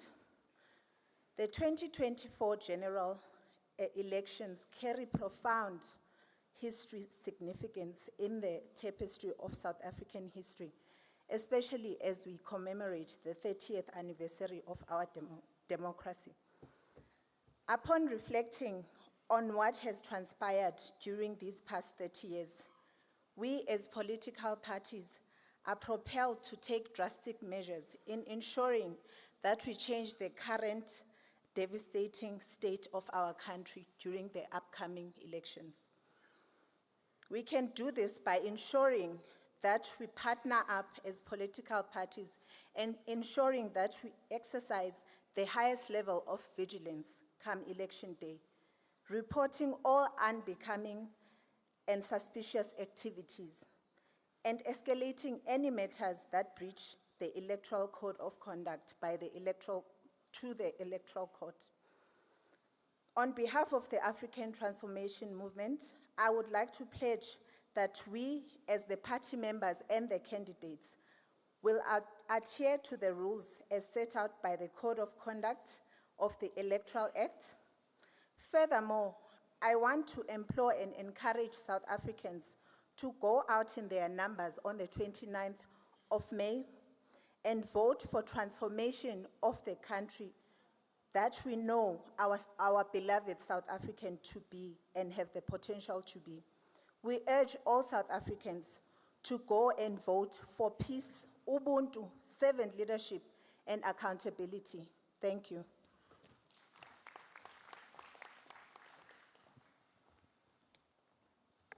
Thank you very much. Al-Jamaa, please. Do you pledge? Yes, I do.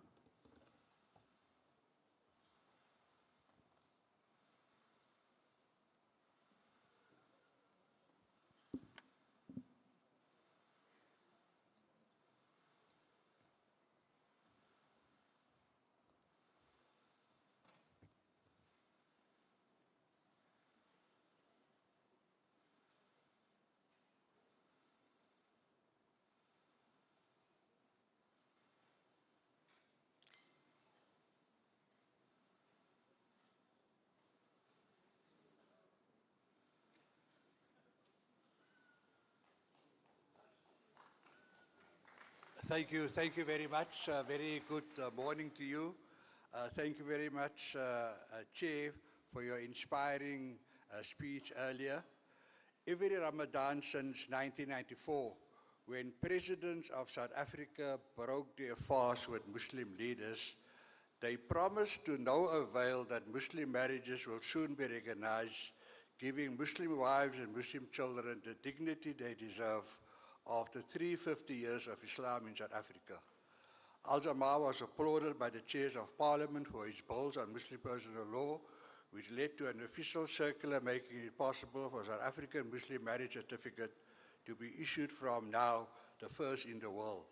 While it started off as a Muslim party, Al-Jamaa is now a national front for all communities, as envisaged in the trenches by several liberation movements like the ANC, AZAPO, and PAC, and others, whose super cadres, sons and daughters and grandchildren are now on our party list. I pledge that the campaigning of the daughters and sons of the soil and the dunya and Al-Jamaa will be in terms of the Code of Conduct, and I have just signed this pledge. Rua Malgas, an 18-year-old student at UWC, is on our national party list, showing Al-Jamaa is a party for the real youth and not uncles who head up youth leagues.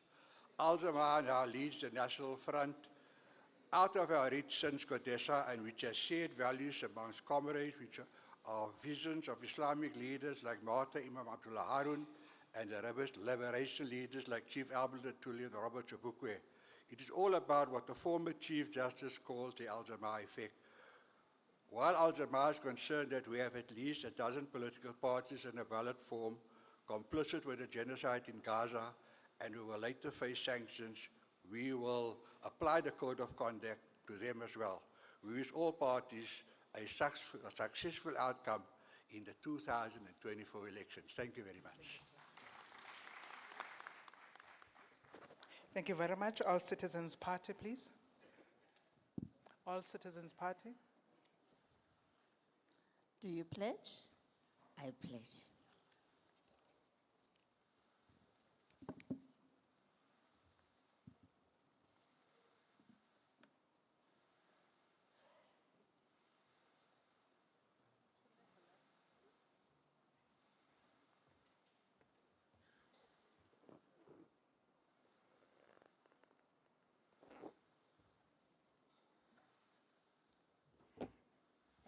Morning, everyone. In attendance, members of the press, the IEC leadership, and all protocol observed. Today marks a big step for all citizens of South Africa to finally have someone who will stand for their rights and needs. It is time for the citizen of this country to take a woman president who will serve as a mother of the nation. This nation needs a mother. The ACP, in respect of dignity of the citizen and their valued time, we want the citizen to go and make their voice be heard, but loudly so, and consciously choose the right leadership that will actually uphold their mandate. As the All Citizens Party, we unconditionally, unreservedly, wholeheartedly commit to abide by the IEC Code of Conduct. We pledge never to engage in any form of violence or any activity that will jeopardize the success of these upcoming elections. On behalf of the All Citizens Party, we wish for the citizen of our motherland, South Africa, to really consider what is in their best interest and choose the mother of the nation, Dr. Sinati Fisher, in view of what she has already done for South Africa and what she will do if given a chance to lead this country. I thank you.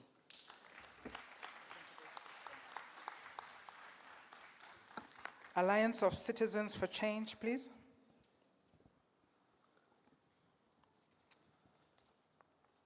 Do you pledge? I do pledge. Thank you.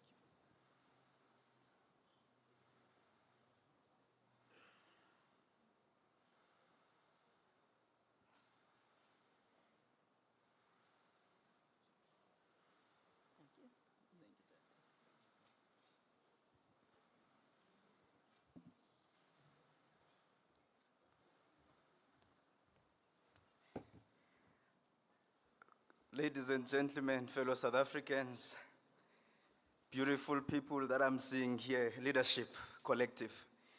I think what is clear to the Commission is that we've got in the ACC an organization that will work with the Electoral Commission, an organization that will observe, respect, and uphold the Code of Conduct.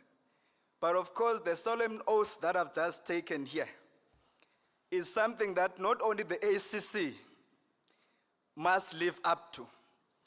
In the Western Cape, we've seen some criminals removing our posters.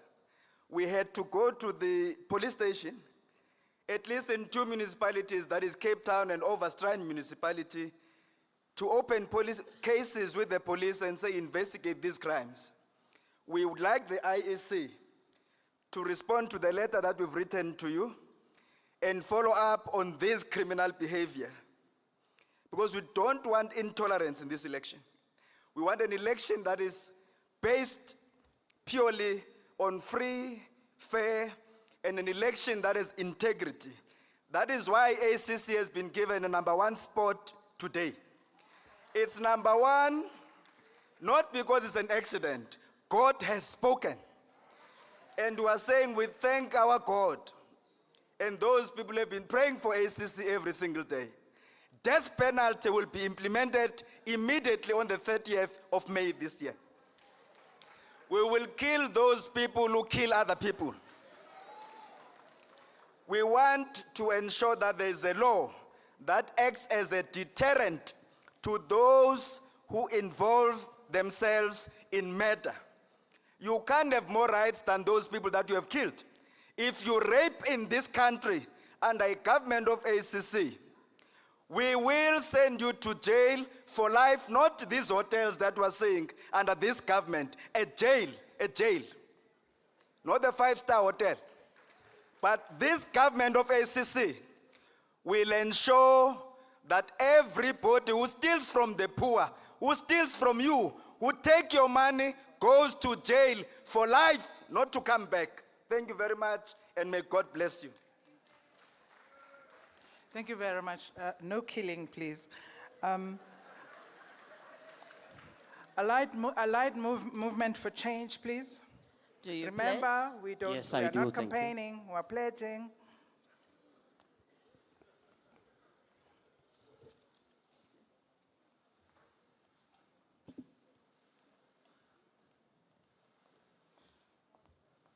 Thank you. On behalf of the Allied Movement for Change, or AM4C, or Ahmed Manzoor for Change, we pledge that yes, indeed, we will uphold the highest level of integrity in terms of the IEC requirements.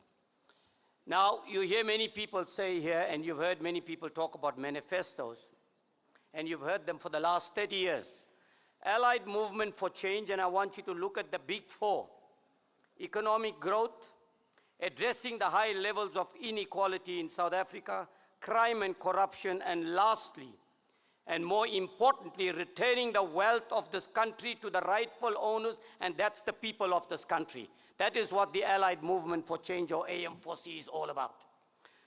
You've heard me contribute in Parliament, you've heard me, you've seen me, you've felt me. Now is the opportunity for you to decide who should be your next president. Sheikh Imam for president. I repeat, Sheikh Imam for president if you want a change. But I want to caution you, be careful what you wish for. The grass is always greener on the other side. Go deeper into the political parties. We've had a lot of success in the country, but we have weaknesses and challenges which we will address collectively. Thank you very much.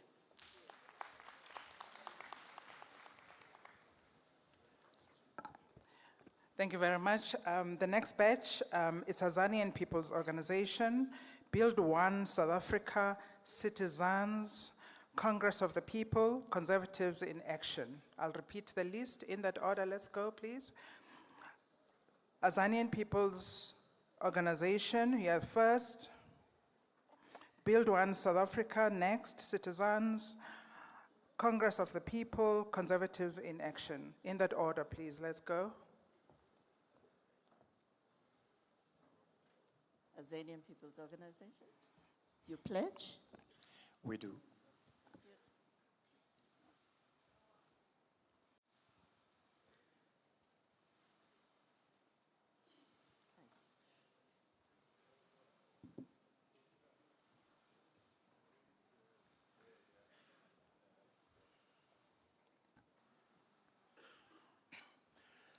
Greetings. In the name of Steve Biko, Ong Khuputse Tiro, Muntu Mieza, Dr. Abu Asfat. I stand here to declare to the nation that Azapo unconditionally adheres to the code of conduct. We do this to contribute to the stability and growth of our democracy and our politics. That is important because the stability and growth of the politics ensures the growth and stability of the economics and the development of the people. This morning, we stand here once again just to say to you that it doesn't matter who wins, it doesn't matter who loses, but our mere participation as political parties and independence ensures that democracy and nation building are the winners. Thank you.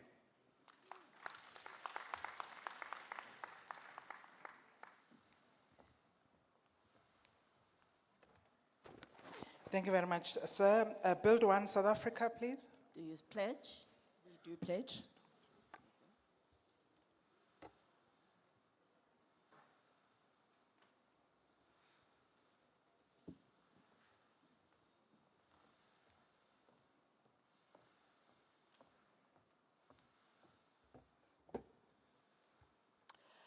to the leadership and executive management of the IEC, the political parties that are represented here, independent candidates, media, and members of the public, good morning.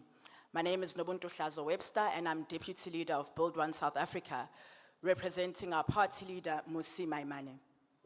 This is, in 2024, the single most important election that we have had since the dawn of our democracy. There's a collective sense in the country that if we don't bring change now, the next time it may be too late. And history has taught us that there comes a time where in a nation, the Davids must confront the Goliaths. And that is what we've got to do at this time. As Build One South Africa, our offer is to bring leaders who are directly chosen by communities, who come from communities, who truly represent communities, and to be able to restore the dignity of South Africans by making sure that our economy is restored. We're committed to doing this and campaigning for this in a way that is free and fair, in a way that is clean, in a way that upholds our democracy, and in a way that upholds the sanctity of the democracy that was won with blood in this country. At the end of the day, when we get to the other side of these elections, what we need to be able to say, and I plead with the other political party leaders as well, is to be able to say that truly the will of South Africans and the will of the people has prevailed. To South Africans, we want to say, go out in your numbers, express your votes, express your will for this country, and make sure that we do bring change, because nobody's coming to save us. It's got to be us. Thank you.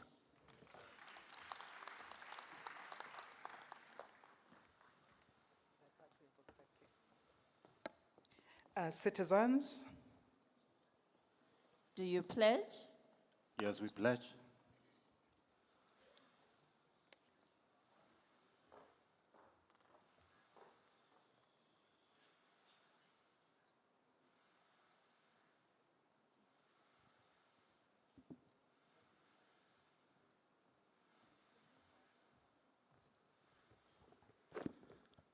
Bongani Baloyi, I don't want to be Shiloba at this point. It's gonna be a long day. Tobel, ere ke lebohe kudu sebaka so mphileng sona motsamaishi wa lenaneo. My name is Jan Mohano. I'm the national leader of Citizens. You can find out more about us at citizens.org. We are a movement primarily aimed at encouraging professionals and the youth across gender, across race, to participate in democracy. It will seem at this point in time the most skilled South Africans have delegated the complex job of managing the country to the least skilled people. You can no longer be a bystander. You can't say you are not interested in politics because politics is very much interested in you. If you cannot do it for yourself, I plead with you to do it for your family, to do it for your children. Today we are here to pledge our commitment to the Code of Conduct as read. We also commit to the protection of the important work of the IEC as it navigates this difficult job of being the midwife in the delivery of the next chapter of our democracy. But we have no doubt that the stellar track record of the Commission and its hardworking people shall indeed prevail even in this case. We encourage all registered voters to go out and vote, regardless of who you vote for, because you, the citizens of South Africa, are the ultimate custodians of this young democracy. For the growing number of undecided voters, we request you to look at the details on citizens.org. We may just be the alternative you have been waiting for. We can do better. This beautiful country deserves better. God bless you. Ndiabulela.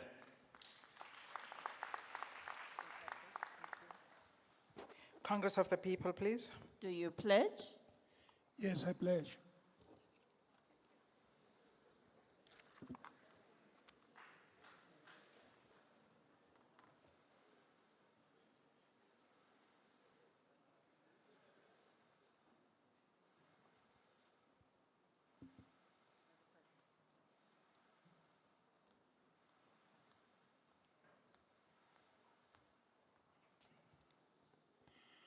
My dear friends, I greet you this afternoon and thank you very much to the Commission.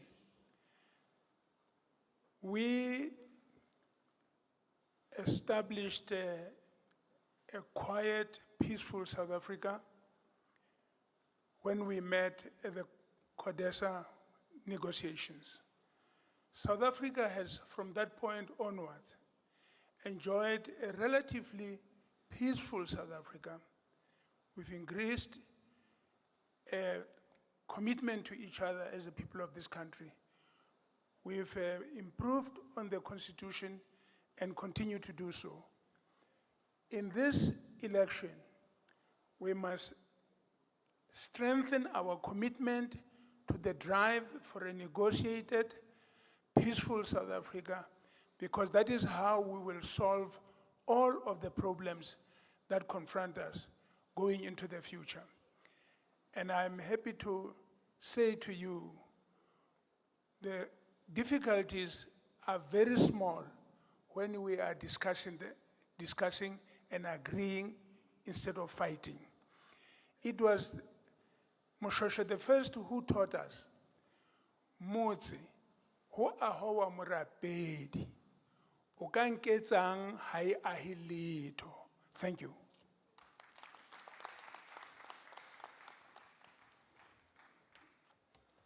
Thank you very much. Conservatives in action. Do you pledge? I do pledge.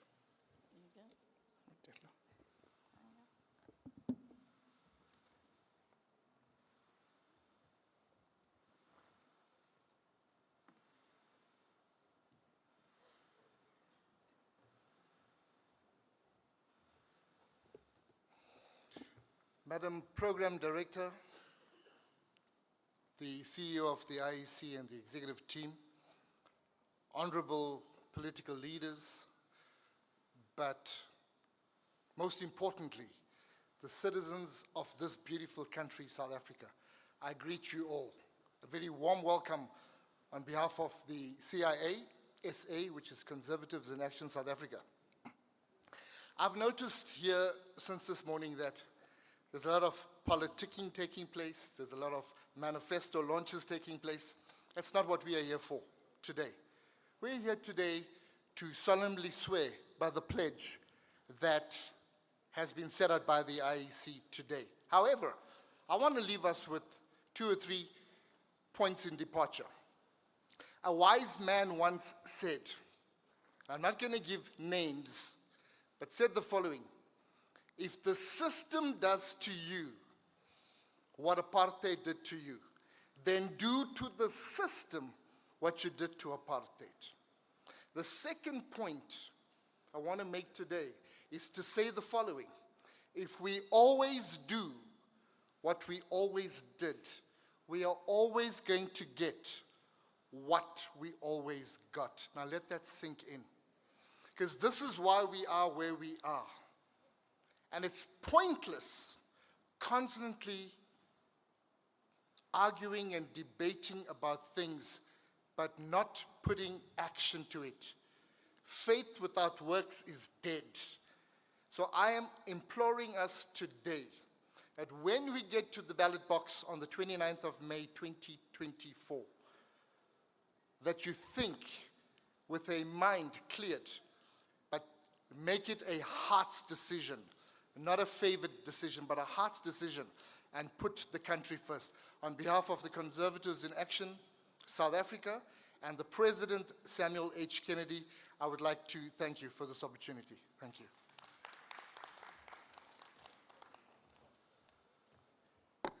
Thank you very much. The next batch, Democratic Alliance, Democratic Liberal Congress, Economic Freedom Fighters, Economic Liberators Forum South Africa, Forum for Service Delivery.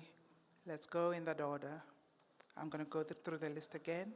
Democratic Alliance, Democratic Liberal Congress, Economic Freedom Fighters, Economic Liberators Forum South Africa, Forum for Service Delivery.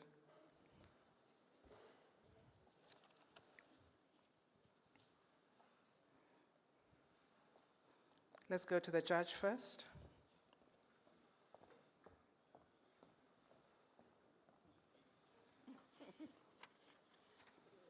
Do you pledge? So help me God.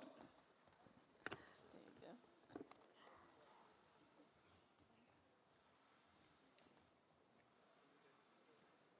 Thank you.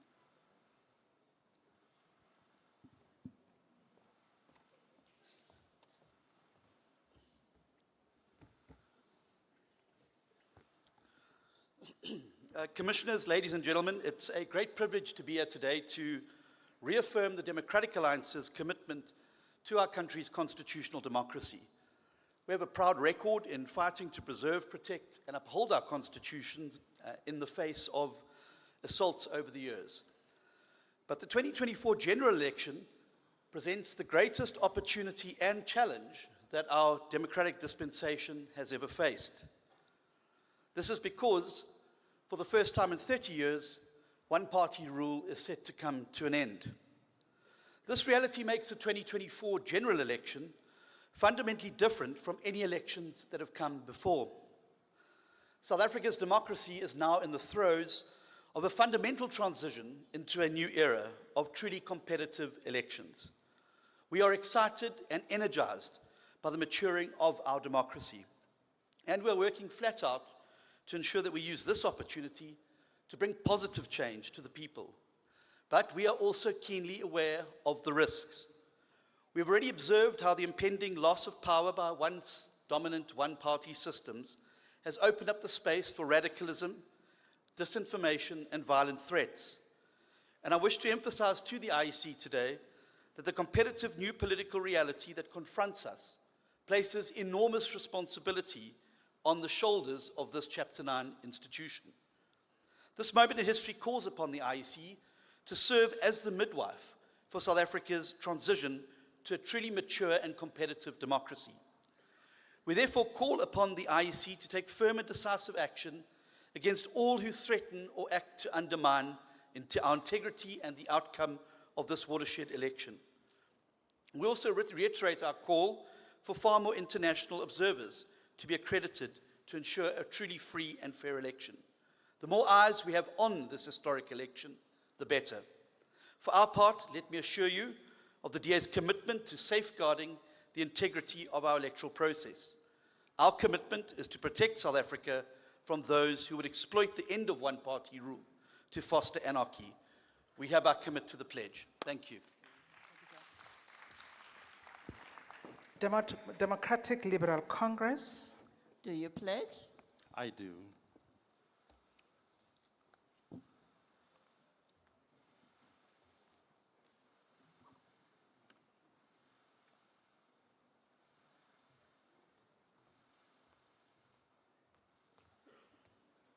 All protocols observed.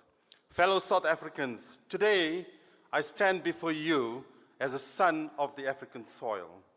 Today is a very important, historical and momentous day whereby I, as a representative of the Democratic Liberal Congress, the DLC, hereby pledge, and the thousands of DLC activists hereby pledge our party's respect, support, and obedience to the Electoral Code of Conduct. This year, ladies and gentlemen, whilst we celebrate 30 years of democracy, it is equally important, there is also an equally important phase that is currently happening, and that phase is the politics of change. Citizens, poor service delivery, load shedding, water shedding, unemployment, poverty, affirmative action, marginalization of minorities in legislation, and many other are primary factors that has neglected our South Africans. The talk on the ground is that citizens are now moving towards support for grassroots political parties like the DLC, who may be serving them effectively on the ground. Today, I say to you, South Africans, our democracy allows us to stand up for your rights, as enshrined in the Constitution, and make your voice count. Stand up for your rights. I am Patrick Pillay, the leader of the Democratic Liberal Congress. On the 29th of May, citizens, give the DLC a superhero thumbs up. Thank you.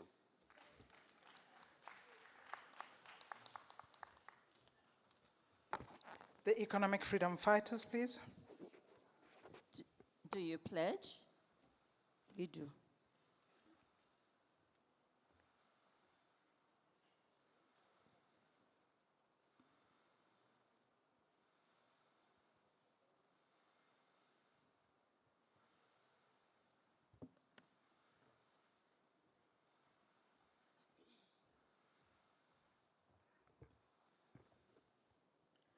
We send our revolutionary greetings from Winnie Madikizela Mandela House. We greet the leadership of the IEC, judges, diplomats, leaders of political parties, and fellow South Africans. The EFF commits itself to uphold the Electoral Code of Conduct. We will ensure maximum discipline from our ranks and take swift action against any of our fighters who undermines the Code of Conduct. We join in the call for great political tolerance throughout the campaign. The democratic right to vote must be protected by any revolutionary means possible. Each South African must feel free to vote, and the IEC must guarantee that this happens in secret. We reiterate our call for the IEC to avoid usage of SATU members as voting station presiding officers. We reiterate our call for IEC to not use the trade union personnel who have put their weight behind a political party contesting the elections. We further call on the IEC to use ballot boxes that are as transparent as the bowl on the table that was used for the draw for the order of the ballot papers today. Above all, and because 2024 is our 1994, we call on all parties to be ready to accept a free and fair electoral outcome. We wish all contests well and call on all South Africans, the landless, the unemployed, workers, professionals, and neglected masses of our people to come out in numbers on the 29th of May and vote for economic freedom in our lifetime. I thank you.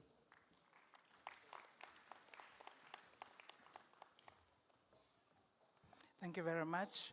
The Economic Liberators Forum, South Africa. Do you pledge? We pledge.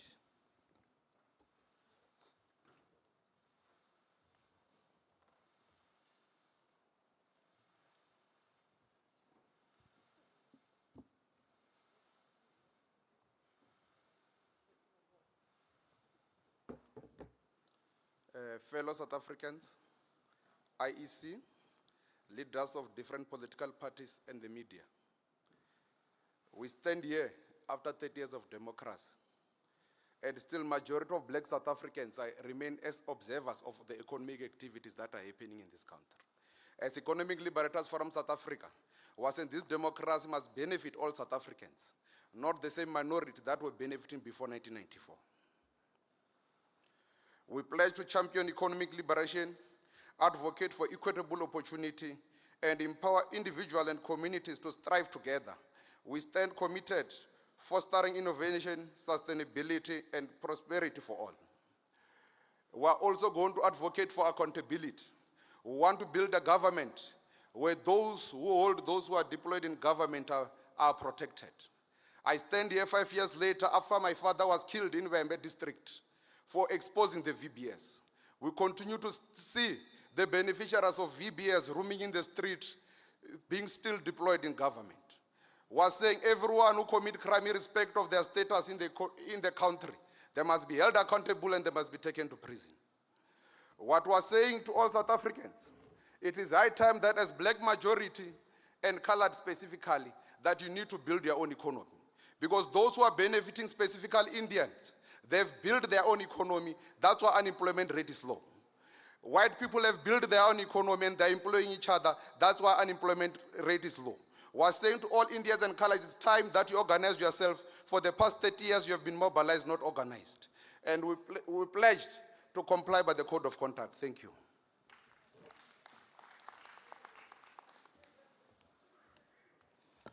Thank you, sir. Forum for Service Delivery, please. Do you pledge? I pledge.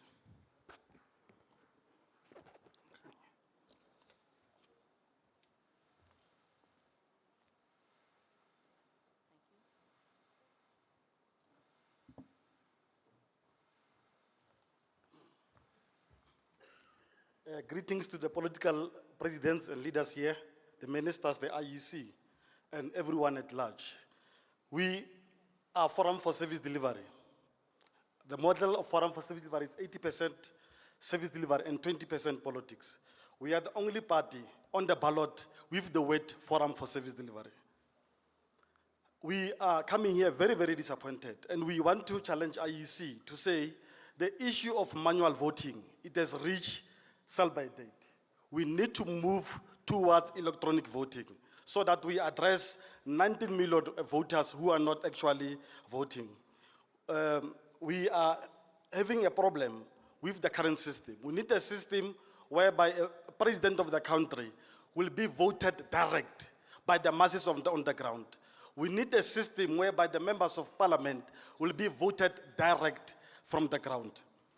We need to look into fairness in terms of media coverage, because we know that ACBC is trying its level best, but other media houses are not actually covering all of us.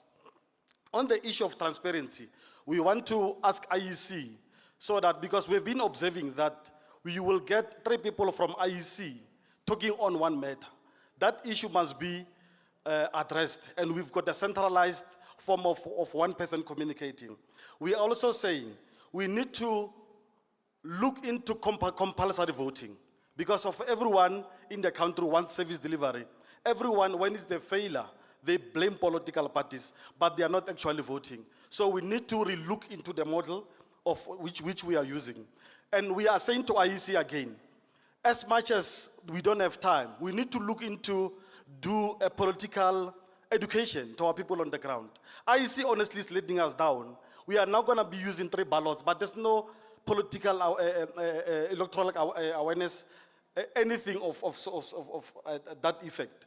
So we as Forum for Service Delivery, as much as we are abiding to the code, but that doesn't mean that we'll be submissive and will tolerate any anomaly which may arise. So on the 29th of May, please, all of you here, vote for Forum for Service Delivery. Thank you very much. Thank you, sir. We note the to-do list. The next batch of people, Free Democrats, good. Hashtag hope for SA. If I'm not saying it correctly, you'll correct me. And historically, the first independent, Anelem Da. The second independent, Lihlohonolo. Hey. Blessings, Answer Ramuba. In that order, please. Free Democrats, do you pledge? We do.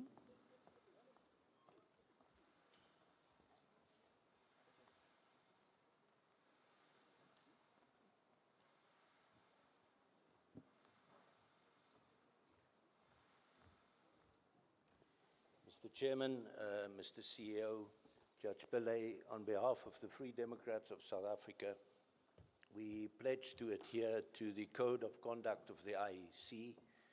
We shall respect those who disagree with us. Furthermore, Mr. Chairman, as a practicing neurologist, I pledge to refrain from issuing prescriptions for antipsychotic medications despite the obvious need in this hall.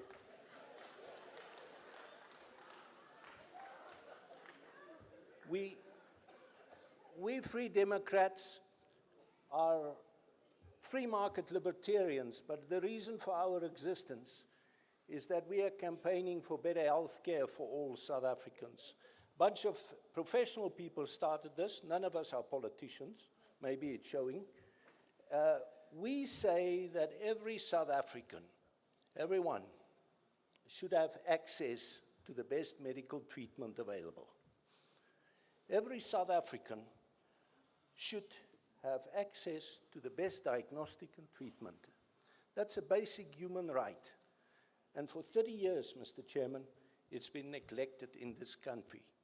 In this country, to this day, we have apartheid in healthcare, an apartheid between haves and the have-nots, and the governing party has done nothing about it. We say that the only way we achieve quality health care for every South African is if every South African has a medical aid. You gotta go in South Africa to things that are working.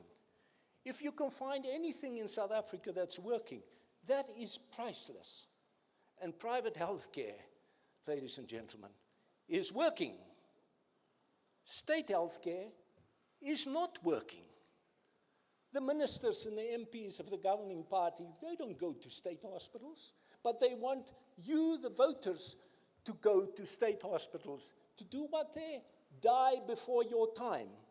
Die before your time. It's a crying shame. It's an insult to humanity. We should vote for a medical aid for every South African, fully tax funded. That is what taxes should be used for. Thank you very much. Thank you very much. You did campaign, sir. Good, please. Good. Do you pledge? We do.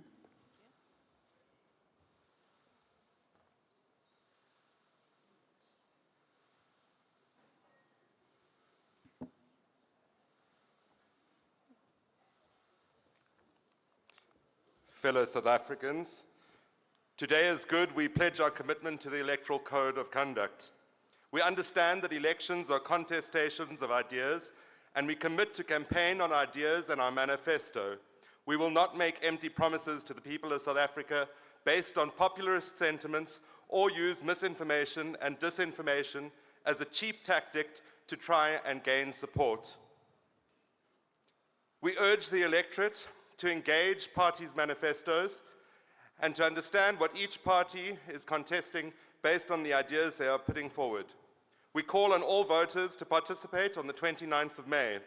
The only way to change the daily struggles and to stop the suffering in South Africa is by using your vote to bring about change. We ask you, own your democracy on the 29th of May. I thank you.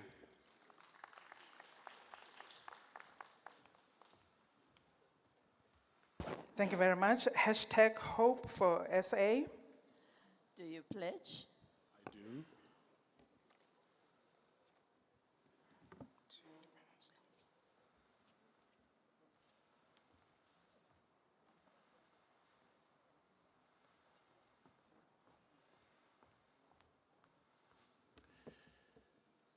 Good day, goeiemôre, dumelang.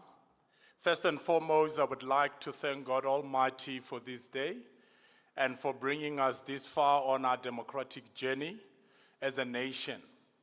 And on behalf of Hashtag Hope for SA, I stand here proud and privileged to represent millions of unheard voices of South Africans across racial and cultural divides who have lost hope in the current political discourse and are desperately hoping for a new wineskin with an alternative solutions to our current challenges, which can bring real change in our lifetimes. So we do pledge and abide by the IEC Code of Conduct for free and fair elections, and we pray that the Lord will bless South Africa. I thank you.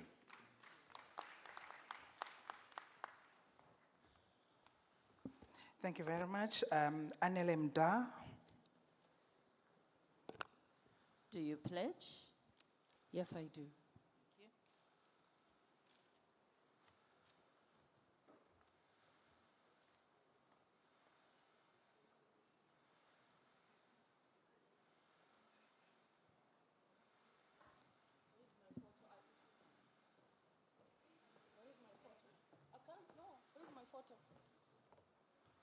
Ladies and gentlemen, the IEC officials and the board and everyone else that is here, I greet you all this afternoon. Where is my photo, IEC?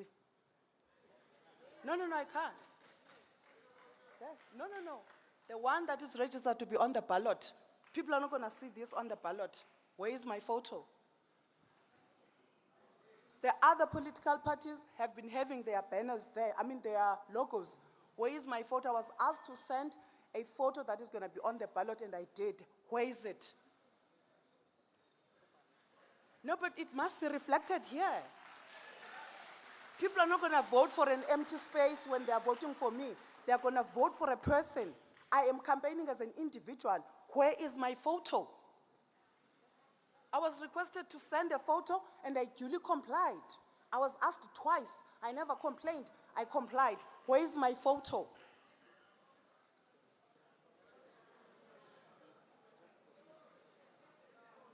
No, don't say it, just proceed. Someone must account, Mhlekazi. I'm not being disrespectful, but I need to know how must I speak, because I'm going to be pledging on the code of conduct that I am going to adhere with it. But people must know who is speaking. It must be the person they are going to go to the ballot paper and see.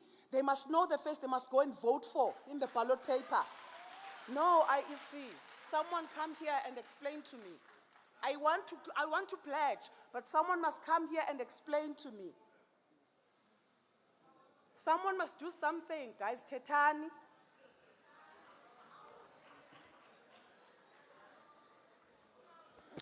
Anele, you make a good point.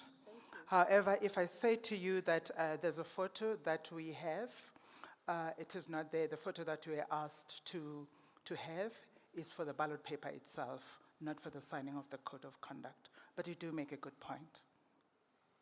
And because of that, I say to you, I am sorry that we have not met your expectations, but we will help you have your photo. Thank you, ma'am.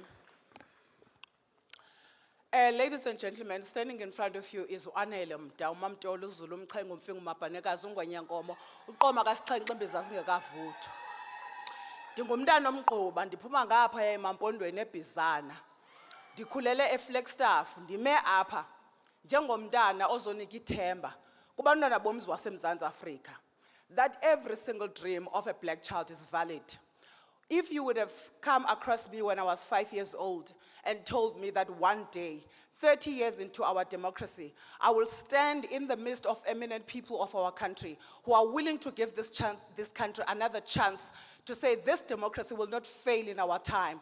This democracy will work and work for its people. I'm standing here to say, I'm not only coming here to pledge that I will hold myself accountable in how I campaign. I will ensure that these elections remain about the people of South Africa. They remain about a conscious decision that must be ensuring that by the time we leave the ballots, all of us on the 29th of May, there's hope that has been restored, there's dignity that has been retained, there's dreams that have been validated, and there's aspirations that have once more been recaptured by seeing the democracy of our country being worthy and deserving of the sacrifices that brought it into existence.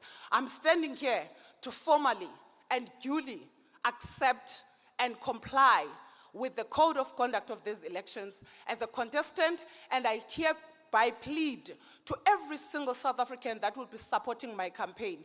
Do so with respect. Let's coexist. Let's allow every single opposing view to take shape on the ground, and let's ensure that South Africa has peaceful and free and fair elections. I thank you.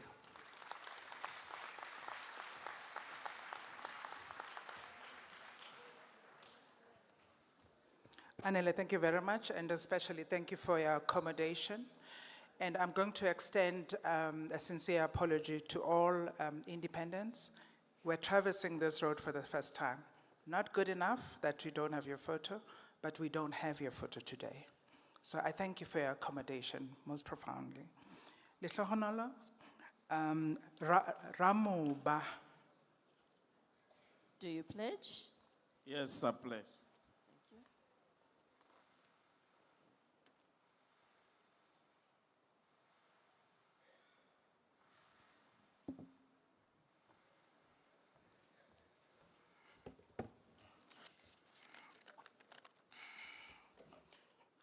Good day, ladies and gentlemen. The IEC has got a mandate to be fair, but this is not fair. We're actually starting very bad. I'm not happy for the fact that we are not displayed here. And I hope that this is the last time. It will never happen again. My name is Blessing Ramoba, to those who know me. and I'm the president of Employment Rights Party. I'm also the president of Mining Forum of South Africa, where my activism started. I will be contesting as an independent candidate under the Employment Rights Party.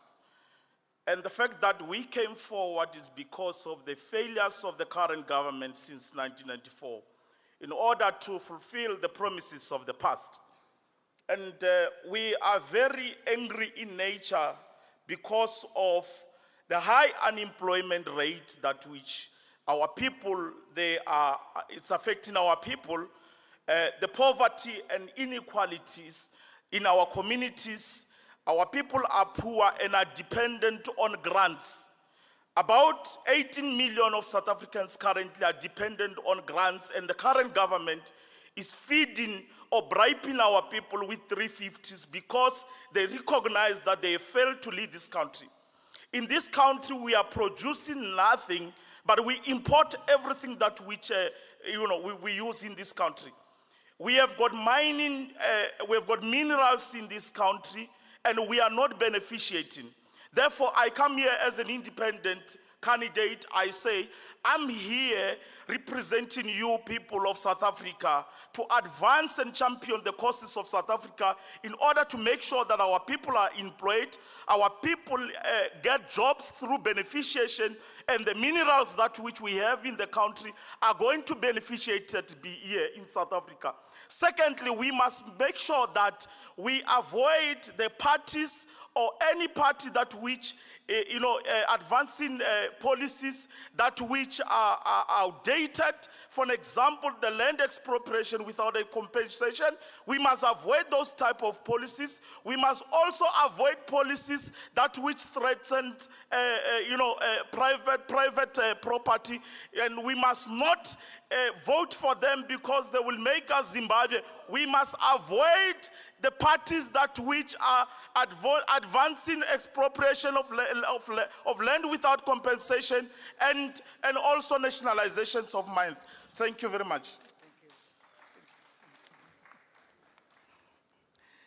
Ndada Ramoba, because I don't have your photo, I did let you overrun. So I'm compromised from get-go, so I apologize and thank you for cooperating.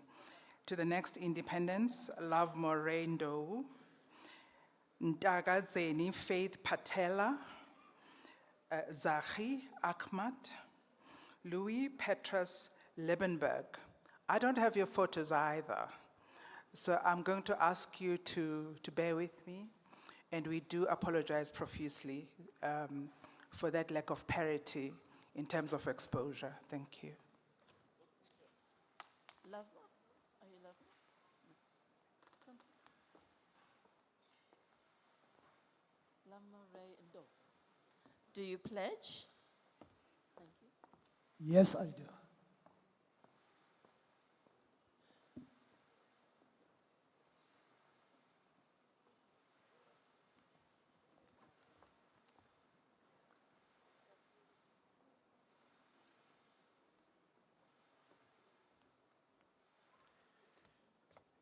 Good day, ladies and gentlemen. Standing here is Katukezi. I appear to you today as I represent Mr. Lovemo Ndo, independent candidate.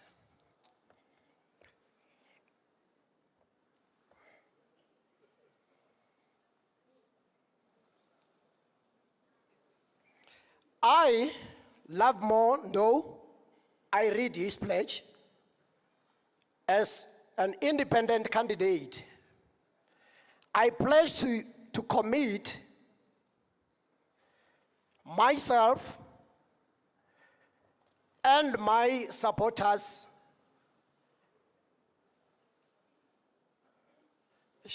Can I please have that other phone? Sorry.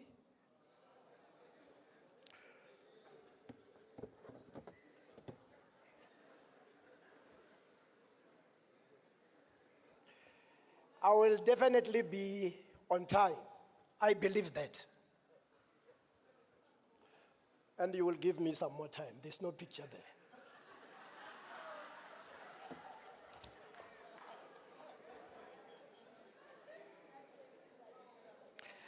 Actually, I'm here to pledge to his commitment. I will read. I, Love Mondo, an independent candidate, I pledge to commit myself and my supporters to uphold and conduct ourselves in accordance with the Electoral Code of Conduct for the 2024 elections, which my representative has signed here today, is me. I believe that it is only through this commitment by all stakeholders and all ordinary South Africans that we can promote conditions that are conducive to free and fair elections. I further pledge that is love more.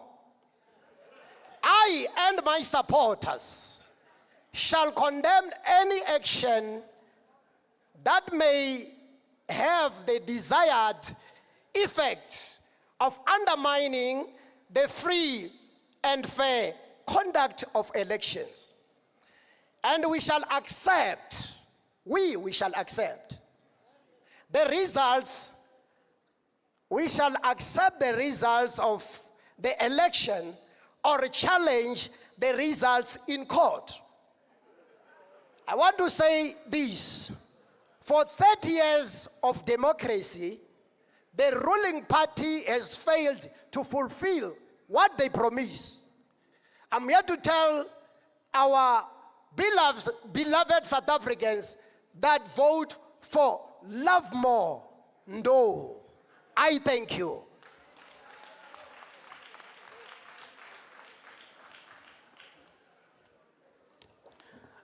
Is that your cell phone? Okay.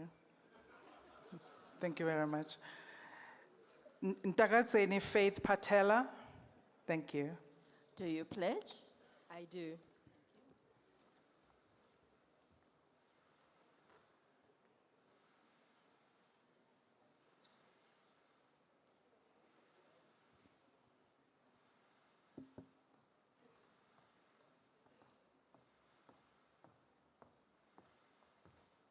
I greet you all in the powerful name of freedom and justice. Legislation is powerful. We independents are here because of the amended Electoral Act. I am Minister Faith Patera from Africa's Eden, the Limpopo province.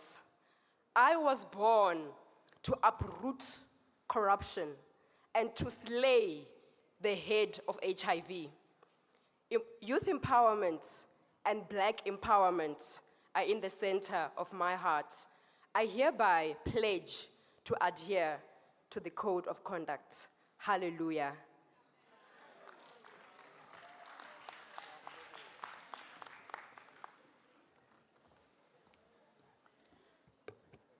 Louis Petrus, oh no, hang on a minute. There I go again, skipping. Zahi Ahmad, I believe is not here.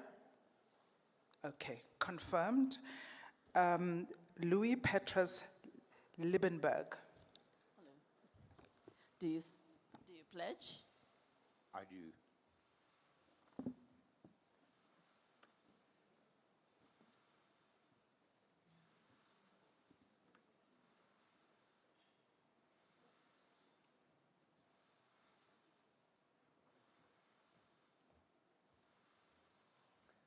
Good afternoon. I represent the independent candidate, Mr. Louis Liebenberg. Mr. Liebenberg stands for putting the mineral wealth of this country into the hands of ordinary people to eradicate inequality and create a prosperous South Africa. We pledge to adhere to the Code of Conduct. Thank you.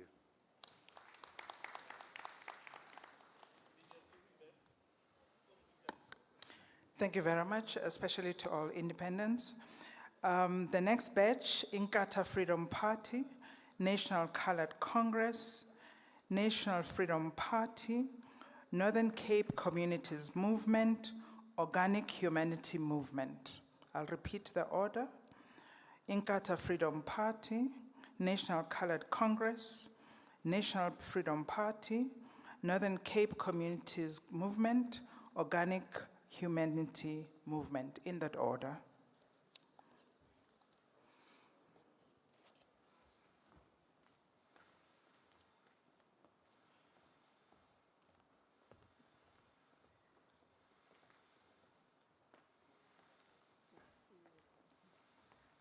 Do you pledge? Yes, we do.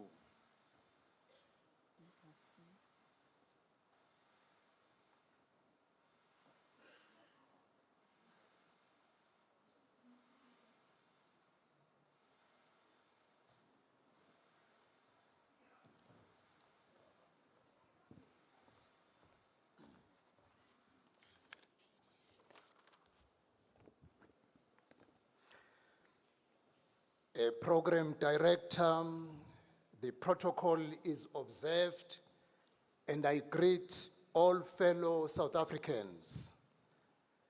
On behalf of the IFP, I commit to uphold the spirit, principles, and provisions of the Electoral Code of Conduct in 2024. For 30 years, the IFP has championed free and fair elections as a foundation of democracy. We enter the 2024 elections in the same spirit of service to this great nation. We know that free and fair elections are only possible when every participant plays by the rules.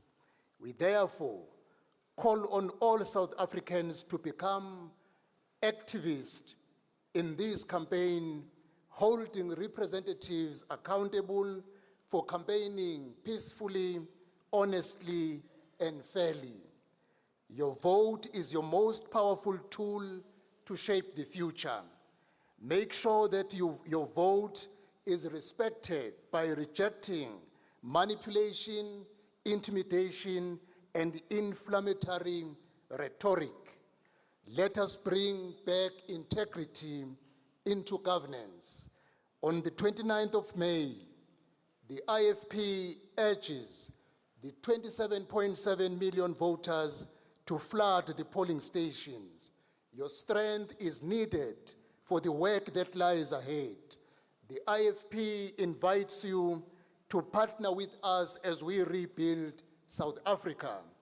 The IFP respects the role of the Electoral Commission. We support the work it is doing as it is mandated to do so to secure and protect genuine democracy. The IFP will honor this pledge. Thank you very much, Chairperson.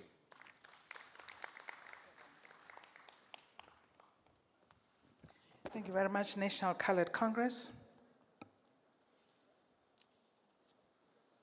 Do you pledge? The NCC does commit.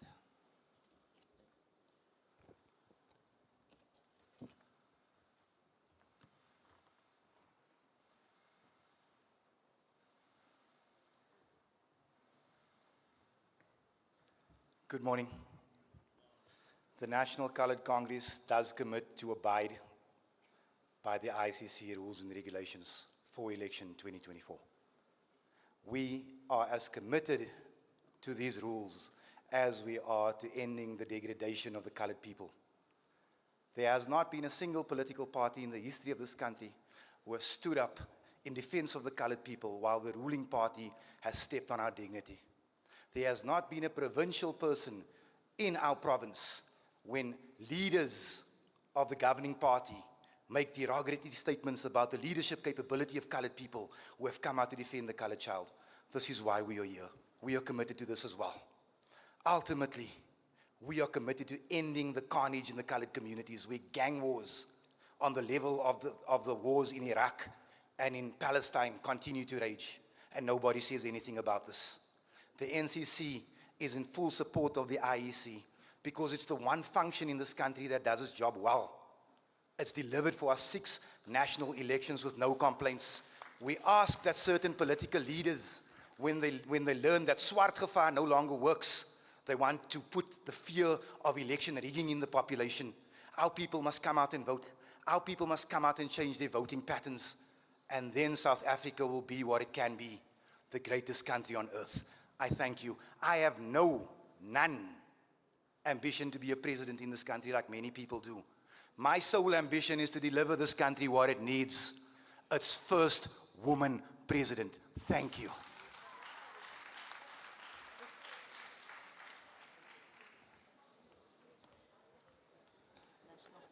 Thank you, sir. National Freedom Party, please. Do you pledge? Yes, we do.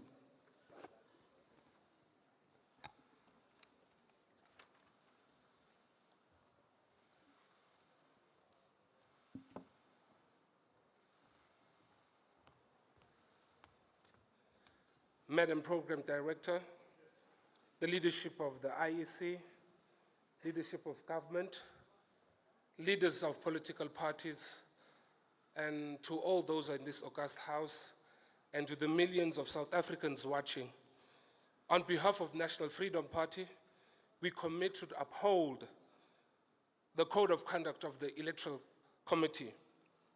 With that note, as National Freedom Party, we want to put it on record that in our 13 years of establishment, we have fallen victim of political intolerance. I'm standing here, we have buried over 15 people because of the no-go area attitude. We promise to uphold and respect and welcome those who come to those areas and vote. We also want to caution many people of South Africa that 30 years into democracy, let us accept change. Let us be the change we want to see. On that note, Madam Chairperson, we say we will respect the Constitution, we will uphold it, but also IEC. Can we not find ballot boxes in the valleys and in the rivers because it compromised the integrity of our elections? Thank you.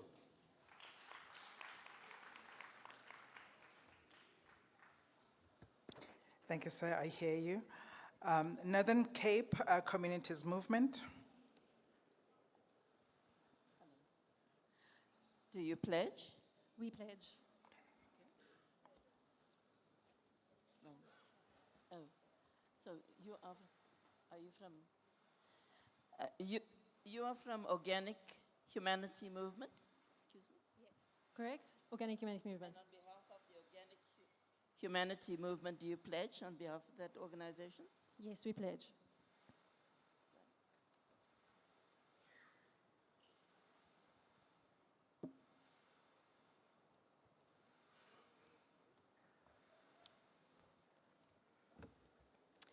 Greetings, everybody. I'm just putting my timer on here so I don't go over time. I first want to dedicate these 2 minutes, firstly and foremost, to the thousands of people that signed our forms, that got us to this point, me on this podium today. Without those thousands of people believing in our vision, I wouldn't be here. And yet, this is still one tiny step in the overall journey that we have to liberate all of South Africa. I also cannot resist the temptation to say hello to my children at home, because they are the very reason I got involved in politics in the first place, because I want a future not just for my own children, but for all of your children sitting here today. And this is why we, as the Organic Humanity Movement, leaders, candidates, representatives, and members, pledge to commit to upholding the Electoral Code of Conduct in all the activities we undertake leading up to the elections. We take very seriously the principles and the pillars of our democracy. Even as much as everyone criticizes the democracy we have as defective as some might say it is the only thing that we have, and we need to leverage it to determine the outcomes of our future. A lot of people, as in every election, will choose to stay behind and not go out and vote. They will feel that they are taking the moral high road. And I want to say to all of those voters who think they are morally superior or more intelligent by staying at home and not voting, that what you're actually doing is bending the knee to those in power. There are a plethora of choices. Just look at the flags on the side of this hall. Make your choice, even if you don't like OM, even if you don't like any of the other parties, you can make a strategic vote. So what I am looking forward to is a massive voter turnout today, and I ask and implore all South Africans to feel that spirit of democracy on the 29th of May in 2024 and do their part, because it will make a difference.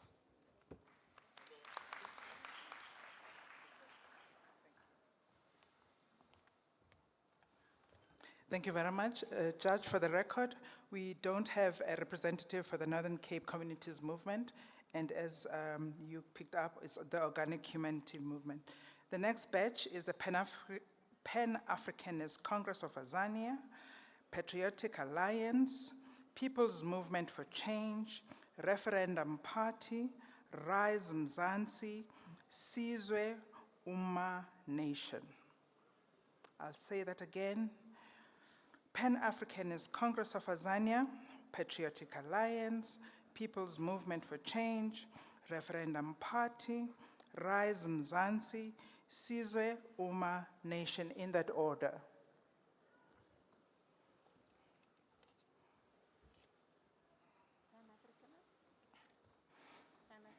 Pan-Africanist Congress of Azania, please come through.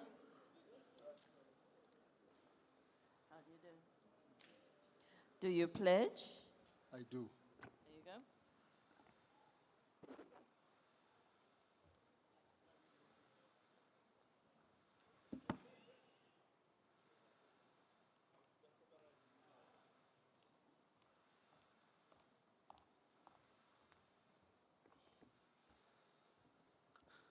Program Director, and greetings to everyone. The Pan-Africanist Congress of Azania, as we all know by now, is a political survivor from the school of hard knocks. We understand the rules of the elections game very well. We understand the written and unwritten rules, and we pledge to abide by the spirit and the letter of the rules. Above and beyond the regulations of Electoral Act, we bring a particular enriched lesson. The prophets of doom have often said that we are dead and buried, and it is obviously a blue lie. We rise, like they say in the biblical story of the Easter experience. We rise all the time when haters wish us away. We rise and send a very strong message: Valdez is coming. They thought Valdez was no more, but they did not have the evidence of the dead body or even the knowledge of anyone who attended the funeral. He came back when they least expected, and he sent a message: go and tell them that Valdez is coming. We call on our supporters and followers and potential voters to remember where the PAC comes from and where it is going. Those who did not believe this message are shocked to see the PAC going from strength to strength. It is because we are deeply rooted in the soil. We are watered by the rains of the African gods. We put our faith in the people. We pledge to abide by the rules. Asifikanga sigalelekile.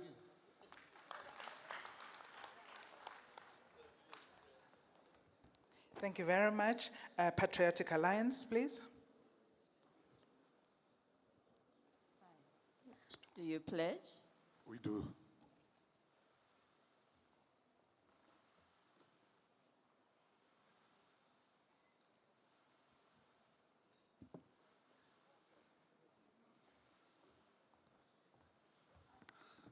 I greet you all in that wonderful name of God our Savior. I represent the Patriotic Alliance.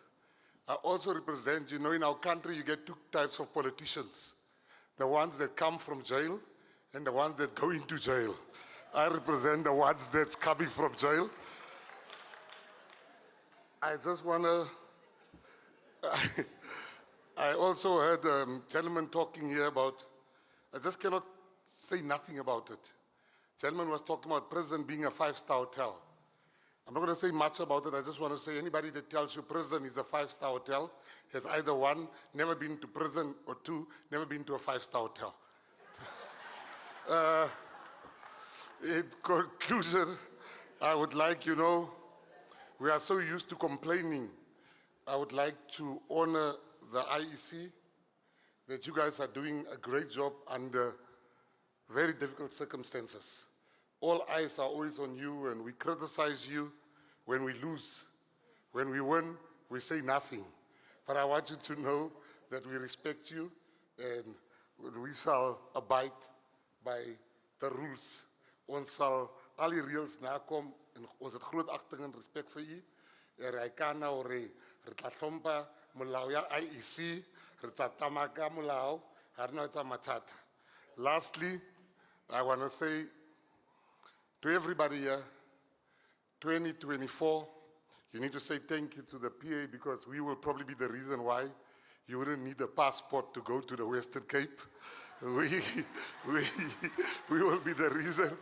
And I would like to say to you that thank you for everybody should come out to vote. Let us make sure. See, I must stop now, because if my photo wasn't there, I would have spoken for 10 minutes. But now, my photo is there. Just to say to everybody, vote for the PA, Muni Baizani. Abahambe. Salute, salute. Os Baizani.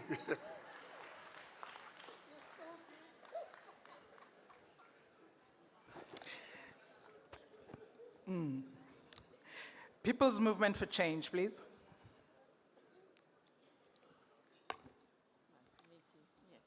Do you pledge? I do.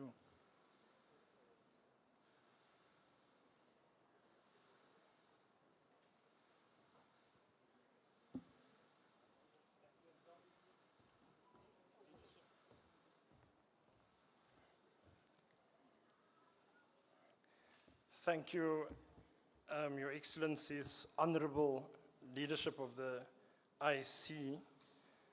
Equally so, the cabinet members and leaders of all political parties. As the People's Movement for Change, we as a new political party are proud and honored to contest this election in the spirit of our ancestor, Lady Warrior Klatoa. As kinders van die plattelandse gemeenskap tussen die Weskaap en die Noordkaap, het ons besluit dat die tyd het aangebreek vir die gewone mense om op te staan en verandering te verseker, die Ansanas en die Gogos van ons gemeenskappe.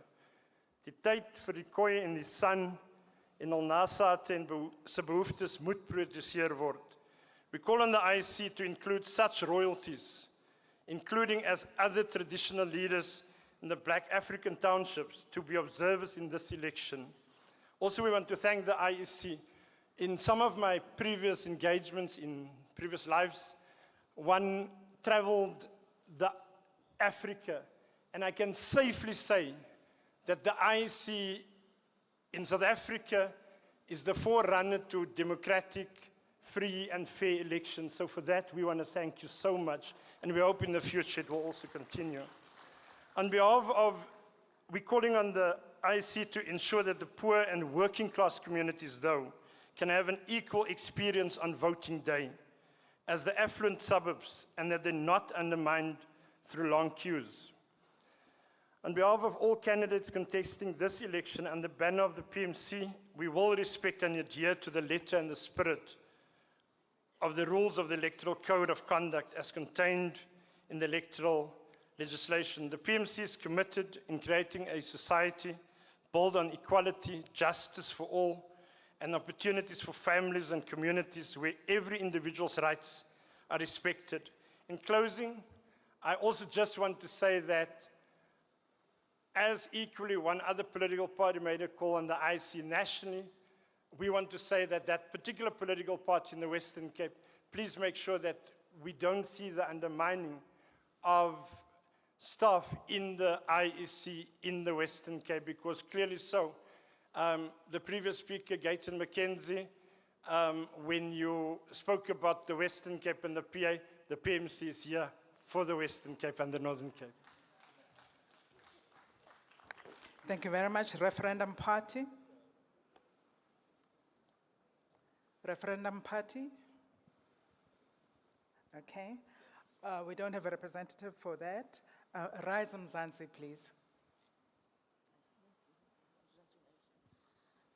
Do you pledge? We do.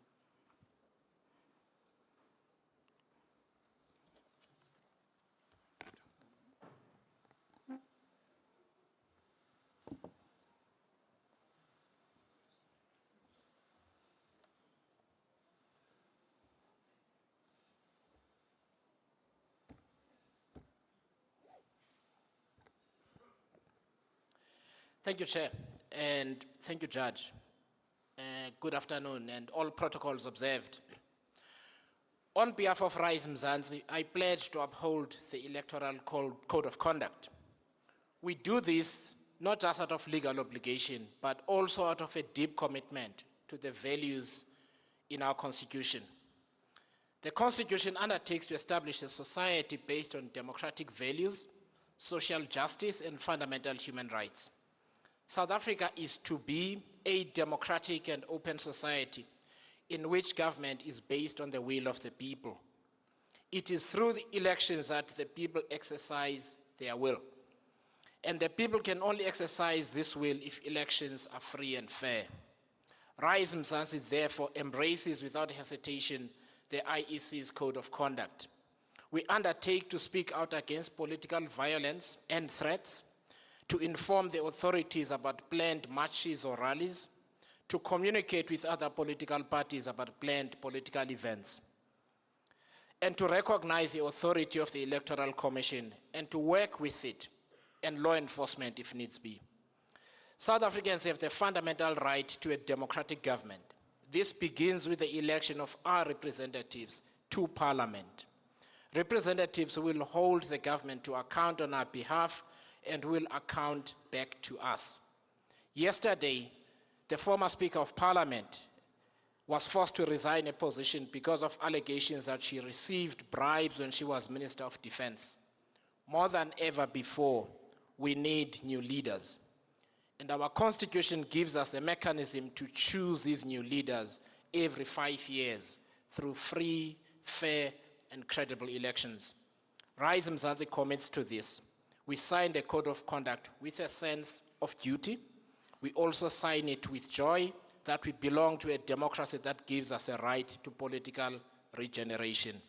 And we sign it with gratitude that we have an institution in the IEC that safeguards these rights. Thank you.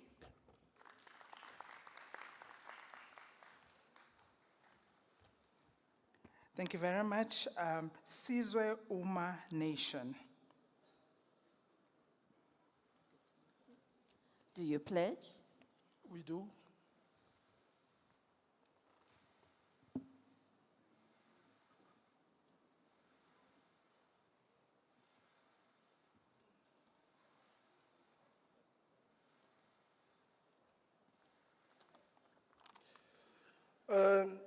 Program Director, the IEC, different political leaders, dignitaries, the media, the judges, and fellow South Africans.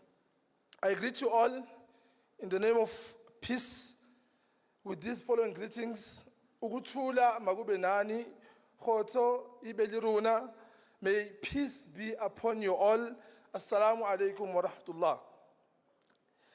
Standing in front of you is the humble leader of the Sun Party, Sizwe Uma Nation. I wish to clarify this, that Umma in the middle, it is an Arabic and also a Swahili word, which means a nation. So it is a nation-building project, and we aspire to become the sun of the nation and the instrument of light for the nation. First of all, we thank God Almighty, the creator of the universe, for giving us an opportunity as Sun Party to be part of these elections. We assure, as well as we affirm, the citizens of our country that the Sun Party will abide by the Code of Conduct of the pledge. At Sun Party, our mission and our vision is to bring God Almighty and God consciousness in every home, in every school, every community, and in the entire country. Lastly, our mission and our vision is to make our communities as well as the entire country, to be a better place than what we found when we first came. In conclusion, in Sun Party, we do not take career politicians or politicians as our role models. Instead, we look up to the prophets and messengers of God, which are found in the divine scriptures, be it the Torah, the Mosaic Law, the Bible, the Good News, as well as the Quran. We pray for a peaceful election as well as a prosperous nation. I thank you. Thank you, sir. The next group, South African Rainbow Alliance, South African Royal Kingdoms Organization, Umkhonto weSizwe, United Africans Transformation, United Democratic Movement, United Independent Movement, Frey has France Plus, still can't pronounce that properly, I apologize, Shiluva, in that order. South African Rainbow Alliance is going to be the first judge, followed by South African Royal Kingdoms Organization, followed by Umkhonto weSizwe, followed by United Africans Transformation, followed Do you by pledge? United Yes, Democratic South Movement. African Alliance pledges.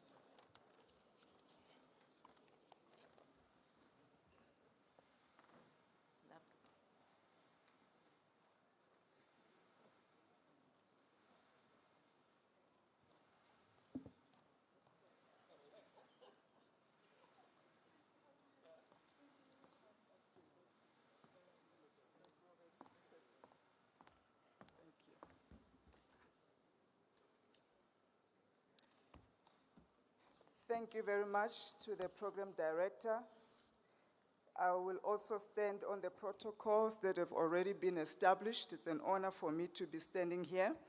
Send a special greeting to the SARA leadership and also to my former president. I honor you, sir, Tatelikot. Thank you.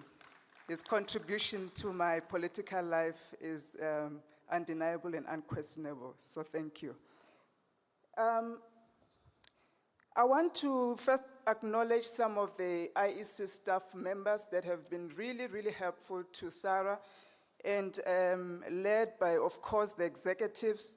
I would like to acknowledge Akane Mushwani, Tato Mute, Kikitso Siane. You were truly amazing and you ensured that we had a smooth ride as first-timers.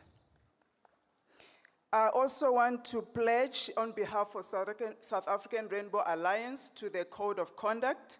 South African Rainbow Alliance stands for competence, merit-based leadership. We stand for professionalization of the public office and the political landscape. We also have the sound policies that are based on the sound and established gear, growth, economic policies, accountable leadership, and redistribution that we have launched at Mdabula Stadium in a packed stadium. We also stand for moral clarity, godly principles and values. But I really want to emphasize this. I celebrate the women that are here, especially the independents. You have truly inspired me. I celebrate the women, but I want to encourage especially most of the women that are here. It's about time that you stop coming here on behalf of President Mr. So-and-so.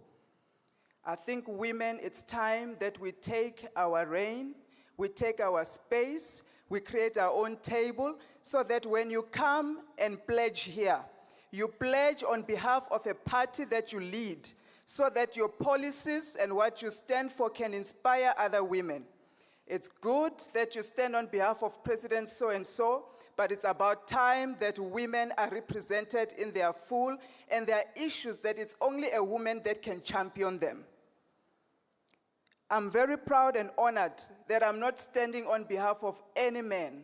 I'm standing head to head, shoulder to shoulder, toe to toe with all the presidents that have stood here to speak. And that tells you that this country is ready for a woman president. We want to stand here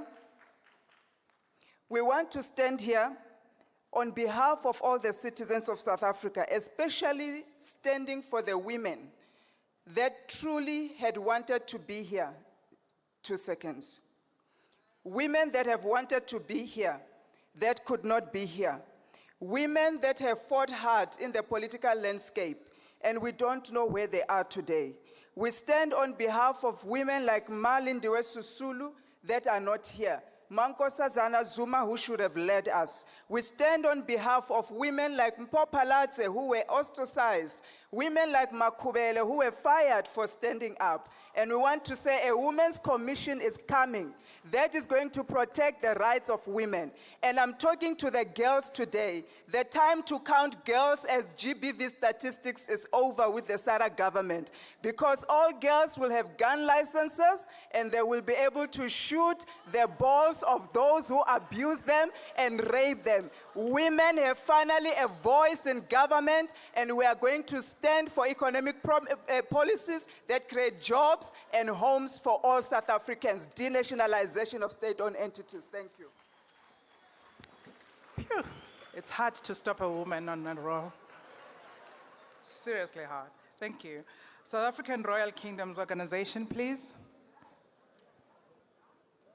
Another one. Do you pledge? I do pledge.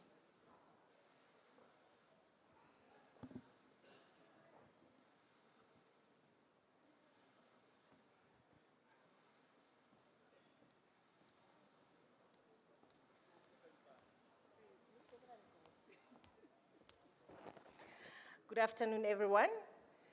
I stand here as a descendant of Kgosi Toto, who was an uncle to Kgosi Kgaleshiwe, who went and started the War of Liberation for Land and launched the Lengerberg War of 1897. My great-grandfather were the first political prisoners of Robben Island. The politicians actually went to Robben Island very late. The kings were the ones that fought for the land. The land was not taken from politicians. The land was not taken from the government. The land was taken from kings and their communities. The kings gave, remember Mkonyan, the kings gave the ANC one mandate when they formed the ANC, bring back our land. And the ANC failed to do that. Mkhonto Wesizwe, you are behind me. You were the warriors that fought with the kings, fighting for the land. I'm surprised today you're a party when you are supposed to be warriors that are fighting for the land. The time has come for kings to stop sending politicians to bring back the land. I'm not a politician, I'm a princess. I will not be called honorable. I will be called Her Royal Highness. I'm representing the owners of the land, the landlords. Ntate Lukoto Bulor, there was Codesa, but in Codesa, landlords were not there. But you were talking about the land. How come landlords were not there? How come we still don't have, even today, the minutes of the Codesa? How come, until today, the land issue is just a manifesto item? For us, as kings and queens of South Africa, the land issue is not a manifesto issue. It's actually personal, because our forefathers died for this land. To this day, we haven't received their remains. I haven't received my grandfather's remains to bury them properly with his elders to this day.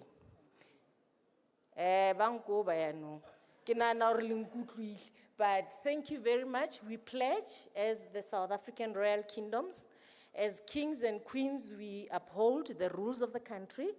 We are actually natural leaders that were actually ordained by God. We do not stand for terms as kings. When you are a king until you die. When you are a princess until you die. We have given the apartheid government a chance. We have given the democratic government a chance for 30 years. I think it's about time that all South Africans gives traditional leaders and kings a chance. Thank you very much. Thank you very much. She didn't pledge to keep time. So, Umkhonto Wesizwe, please. Do you pledge? I do.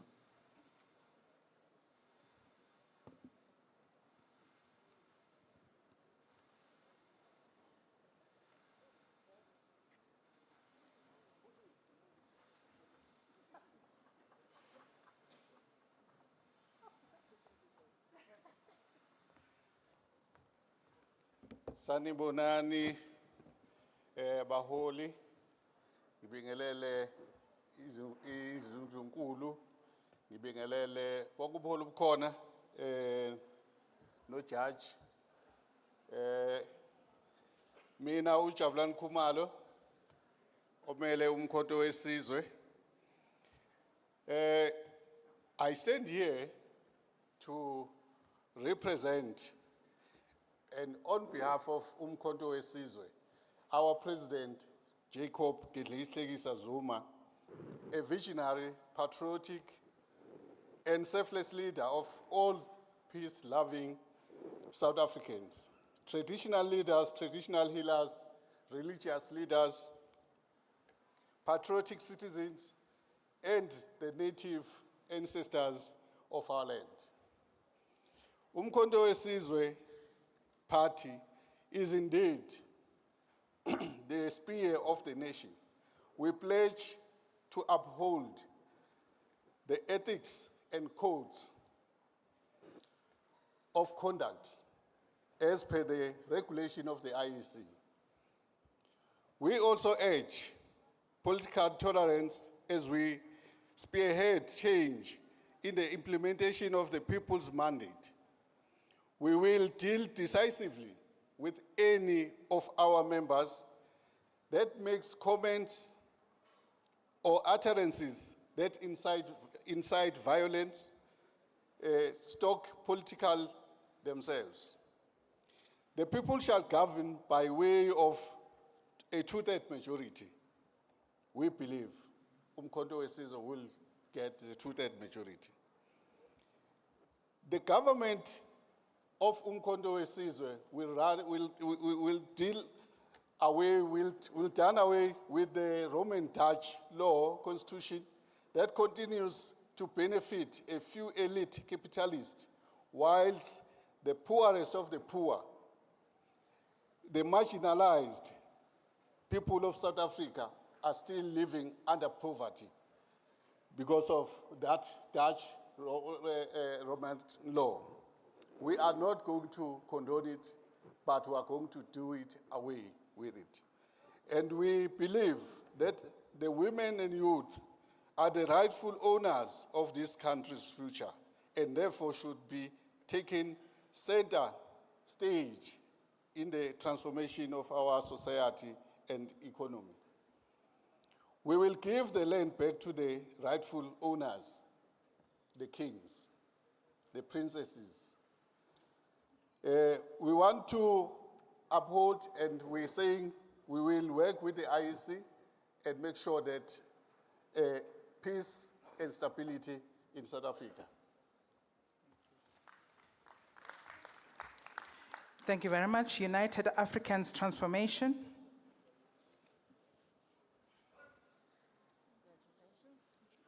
Do you pledge? We do.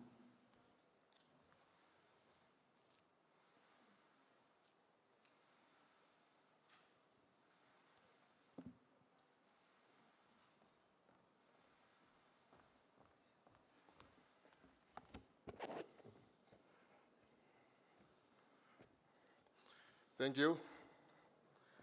Thank you to the leadership of the IEC, to political leaders who are present, And to my Africa, yizwe lethu. I know you're afraid of that one. That is why we haven't implemented it today. The United African Transformation ascribes norms and values from Pan-African ideology, which talks to the unity of Africans and cultivate for the independency of Africans, in particular, black people. We ascribe to the spirit of Ubuntu, which is godliness. In the native language, re re motho ke motho ka batho. After 30 years of democracy, our people are still hungry. Our people are struggling. Our people are experiencing poverty. So I urge all the politicians who are here and your constituency, while you are campaigning, whether it's a UAT person or not, don't forget the black people are hungry. So on the 28th of May, on the 29th of May, South Africans must vote for UAT. I know it's funny, but it doesn't change the fact that the black people are hungry. So in the center of our manifesto and what we seek to achieve, or what is the answer for all these questions, there's only one thing that will fix all our problems: the land back. Yizwe lethu.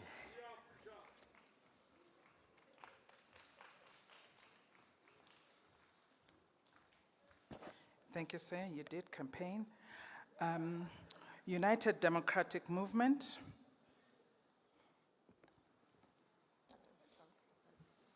Do you pledge? The UTM pledges.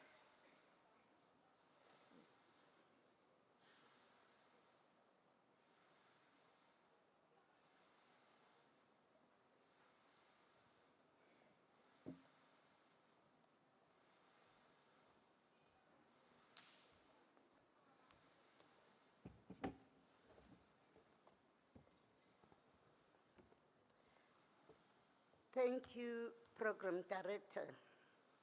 On behalf of United Democratic Movement and all its candidates and members, I hereby pledge to work with the IEC, to work with all other political parties in a peaceful environment. I further pledge to abide by the Code of Conduct of the IEC. The UTM calls upon the IEC and all law enforcement agencies to ensure that whoever infringes on the Code of Conduct is brought to justice, that they guard the democracy that we should be having. We are saying to the IEC, there must be consequences to those who infringe on the Code of Conduct. We mustn't have a situation where the cases, you only see it when you go and open it. You will go and open another one in the next elections, which will come after 5 years. Things must start rolling. Corruption destroys our freedom. I thank you.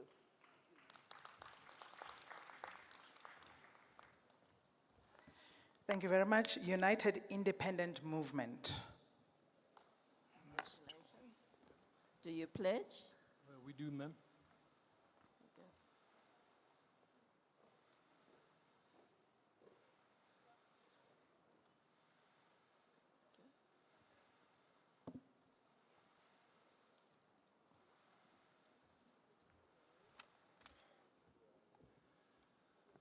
Good afternoon, ladies and gentlemen. Goeiemiddag aan almal. I'm going to keep this short and sweet in adherence to the IEC's regulations. The UIM pledges to uphold the rules and regulations of the IEC in this forthcoming election. Now, everybody seems to be mentioning elaborate plans and policies to effect change in South Africa. Well, the UIM believes that a plan is futile or destined for failure without competent people to drive such a plan and make it work. We commit to being those people and continuing to fight for and serve all South Africans, as it should be. The citizens of this country are its stakeholders, and they deserve the very best. And we intend to make sure they get it. Thank you.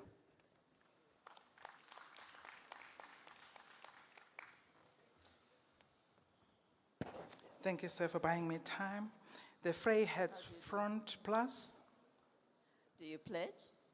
Ja, ek onderneem.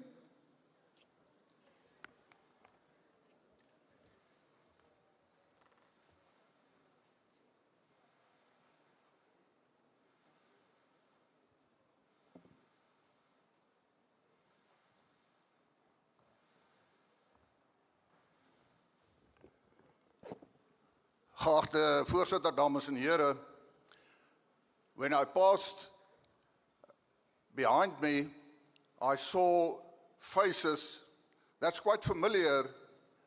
I am with for a couple of elections, and as far as I'm concerned, they are competent and experienced members of the Electoral Commission.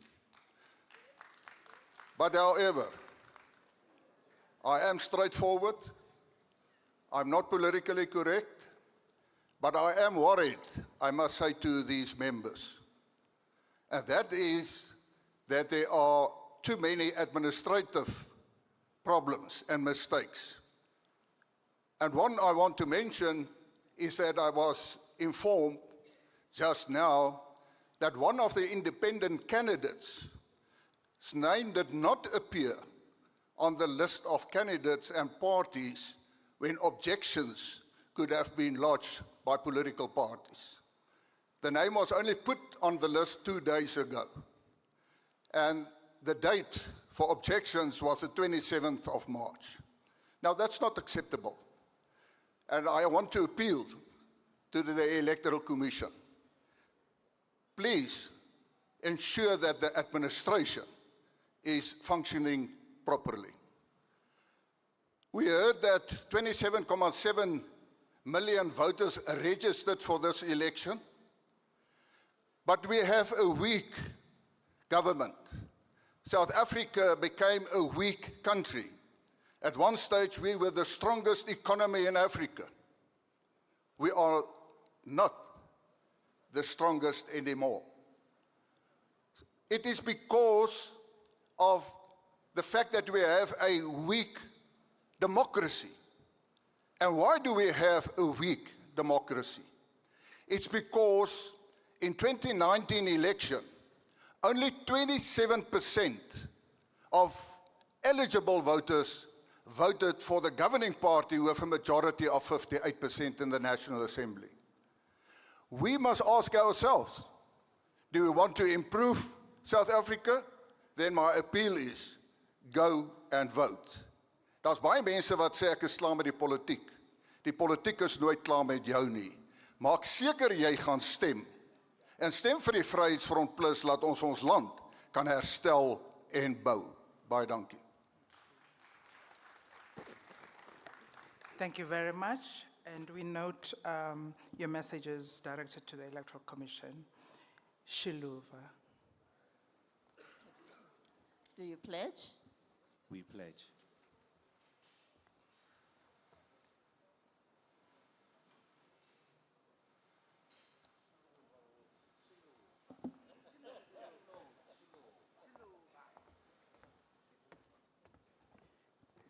Sanibonani. Ngokuzithoba nokunhlonipha kakhulu. Let me on behalf of Shiluva, not Shiluva. Shilu, it flows. On behalf of Shiluva, we plan to abide by the rules and regulations set out by the IEC for the 2024 elections.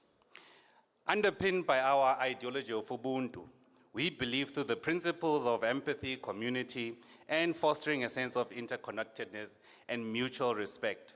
We will work to ensure an inclusive society that everyone's needs are met and everyone's voices can be heard. Our belief in Ubuntu guides our actions and decisions, which continuously drive us to strive for positive change. We must make one thing very clear about this election. This election is not about the old reinventing themselves. This election is about the future of this country and young people who who Stats SA tells us that the biggest voting pool is between the ages of 18 and 49. We must be careful of following sheep's in wolf's clothes. Wolves in sheep's clothes. We must be careful of those who perpetuate swart gevaar to negatively affect a voting turnout. There is no doom and gloom in South Africa. This South Africa will rise and live whether or not you win or you lose as a political party. So what we want to affirm as a political party is that we are going to contest this election sharply. Every space will be contested because we love our country and we firmly believe that it's our turn as young people to lead this beautiful country.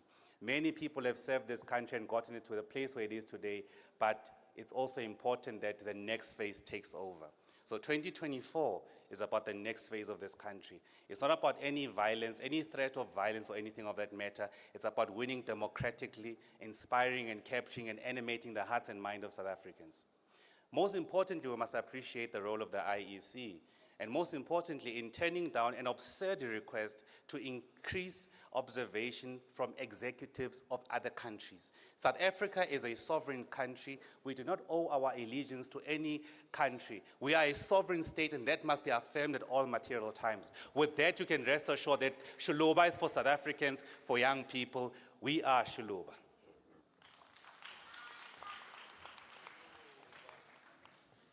Thank you very much. I accept the correction, not Shiluva, but Shiluba. So Shiluba, thank you very much. You'll be happy to hear that that brings us to the end of contestants that were invited to sign the code of conduct in the national sphere of our country. Please note that this process, today's process, is going to be mirrored in all 9 provinces. In all 9 provinces, when the dates become available, they'll be publicized so that you know about them. From my part, I wish to thank you for being a lovely audience and for rolling with the punches when things didn't go as planned. As an election management body, we know that it's a complex exercise and chances of you missing something are always there. We apologize for the things that didn't go as smoothly as you are used to, as you deserve. However, we thank you for your forbearance. And at this time, I'm going to invite the Vice Chairperson of the Electoral Commission to offer her concluding remarks. Thank you.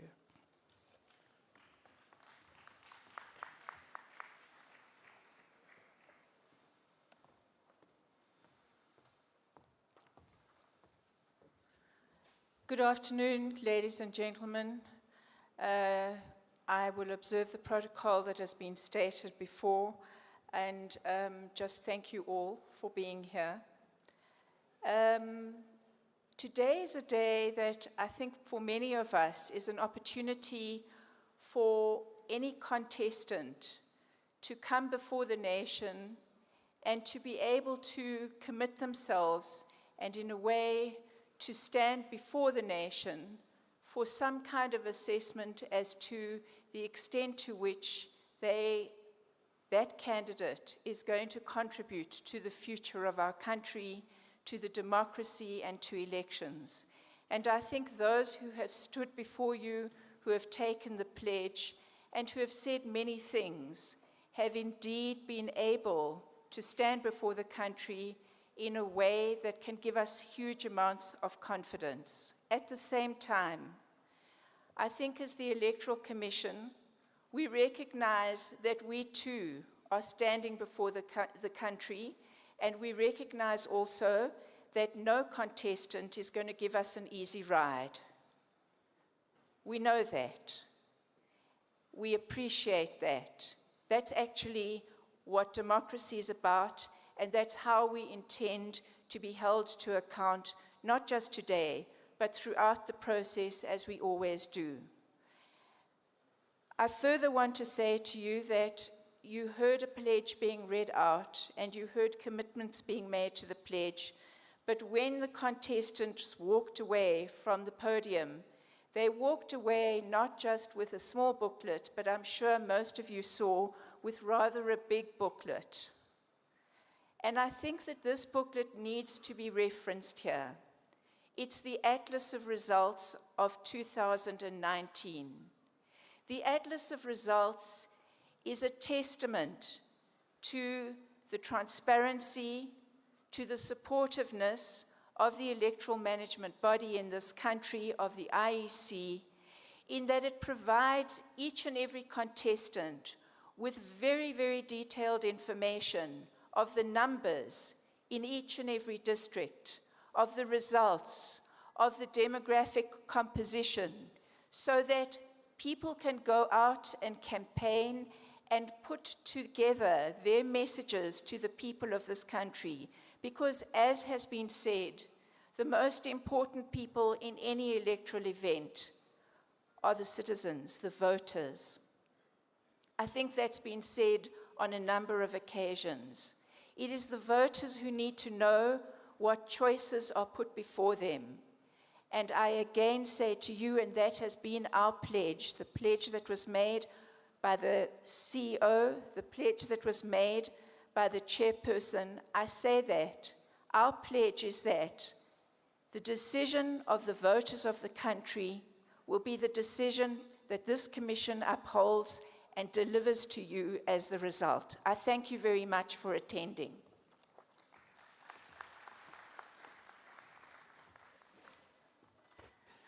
Thank you very much, ladies and gentlemen. This brings us to the end of the program. We wish to invite you to a rather late lunch. And I did say that there'd be time for you to talk to each other and hug each other. This is the time. Have a lovely afternoon, drive safely, and we will see you soon. Take care, bye-bye.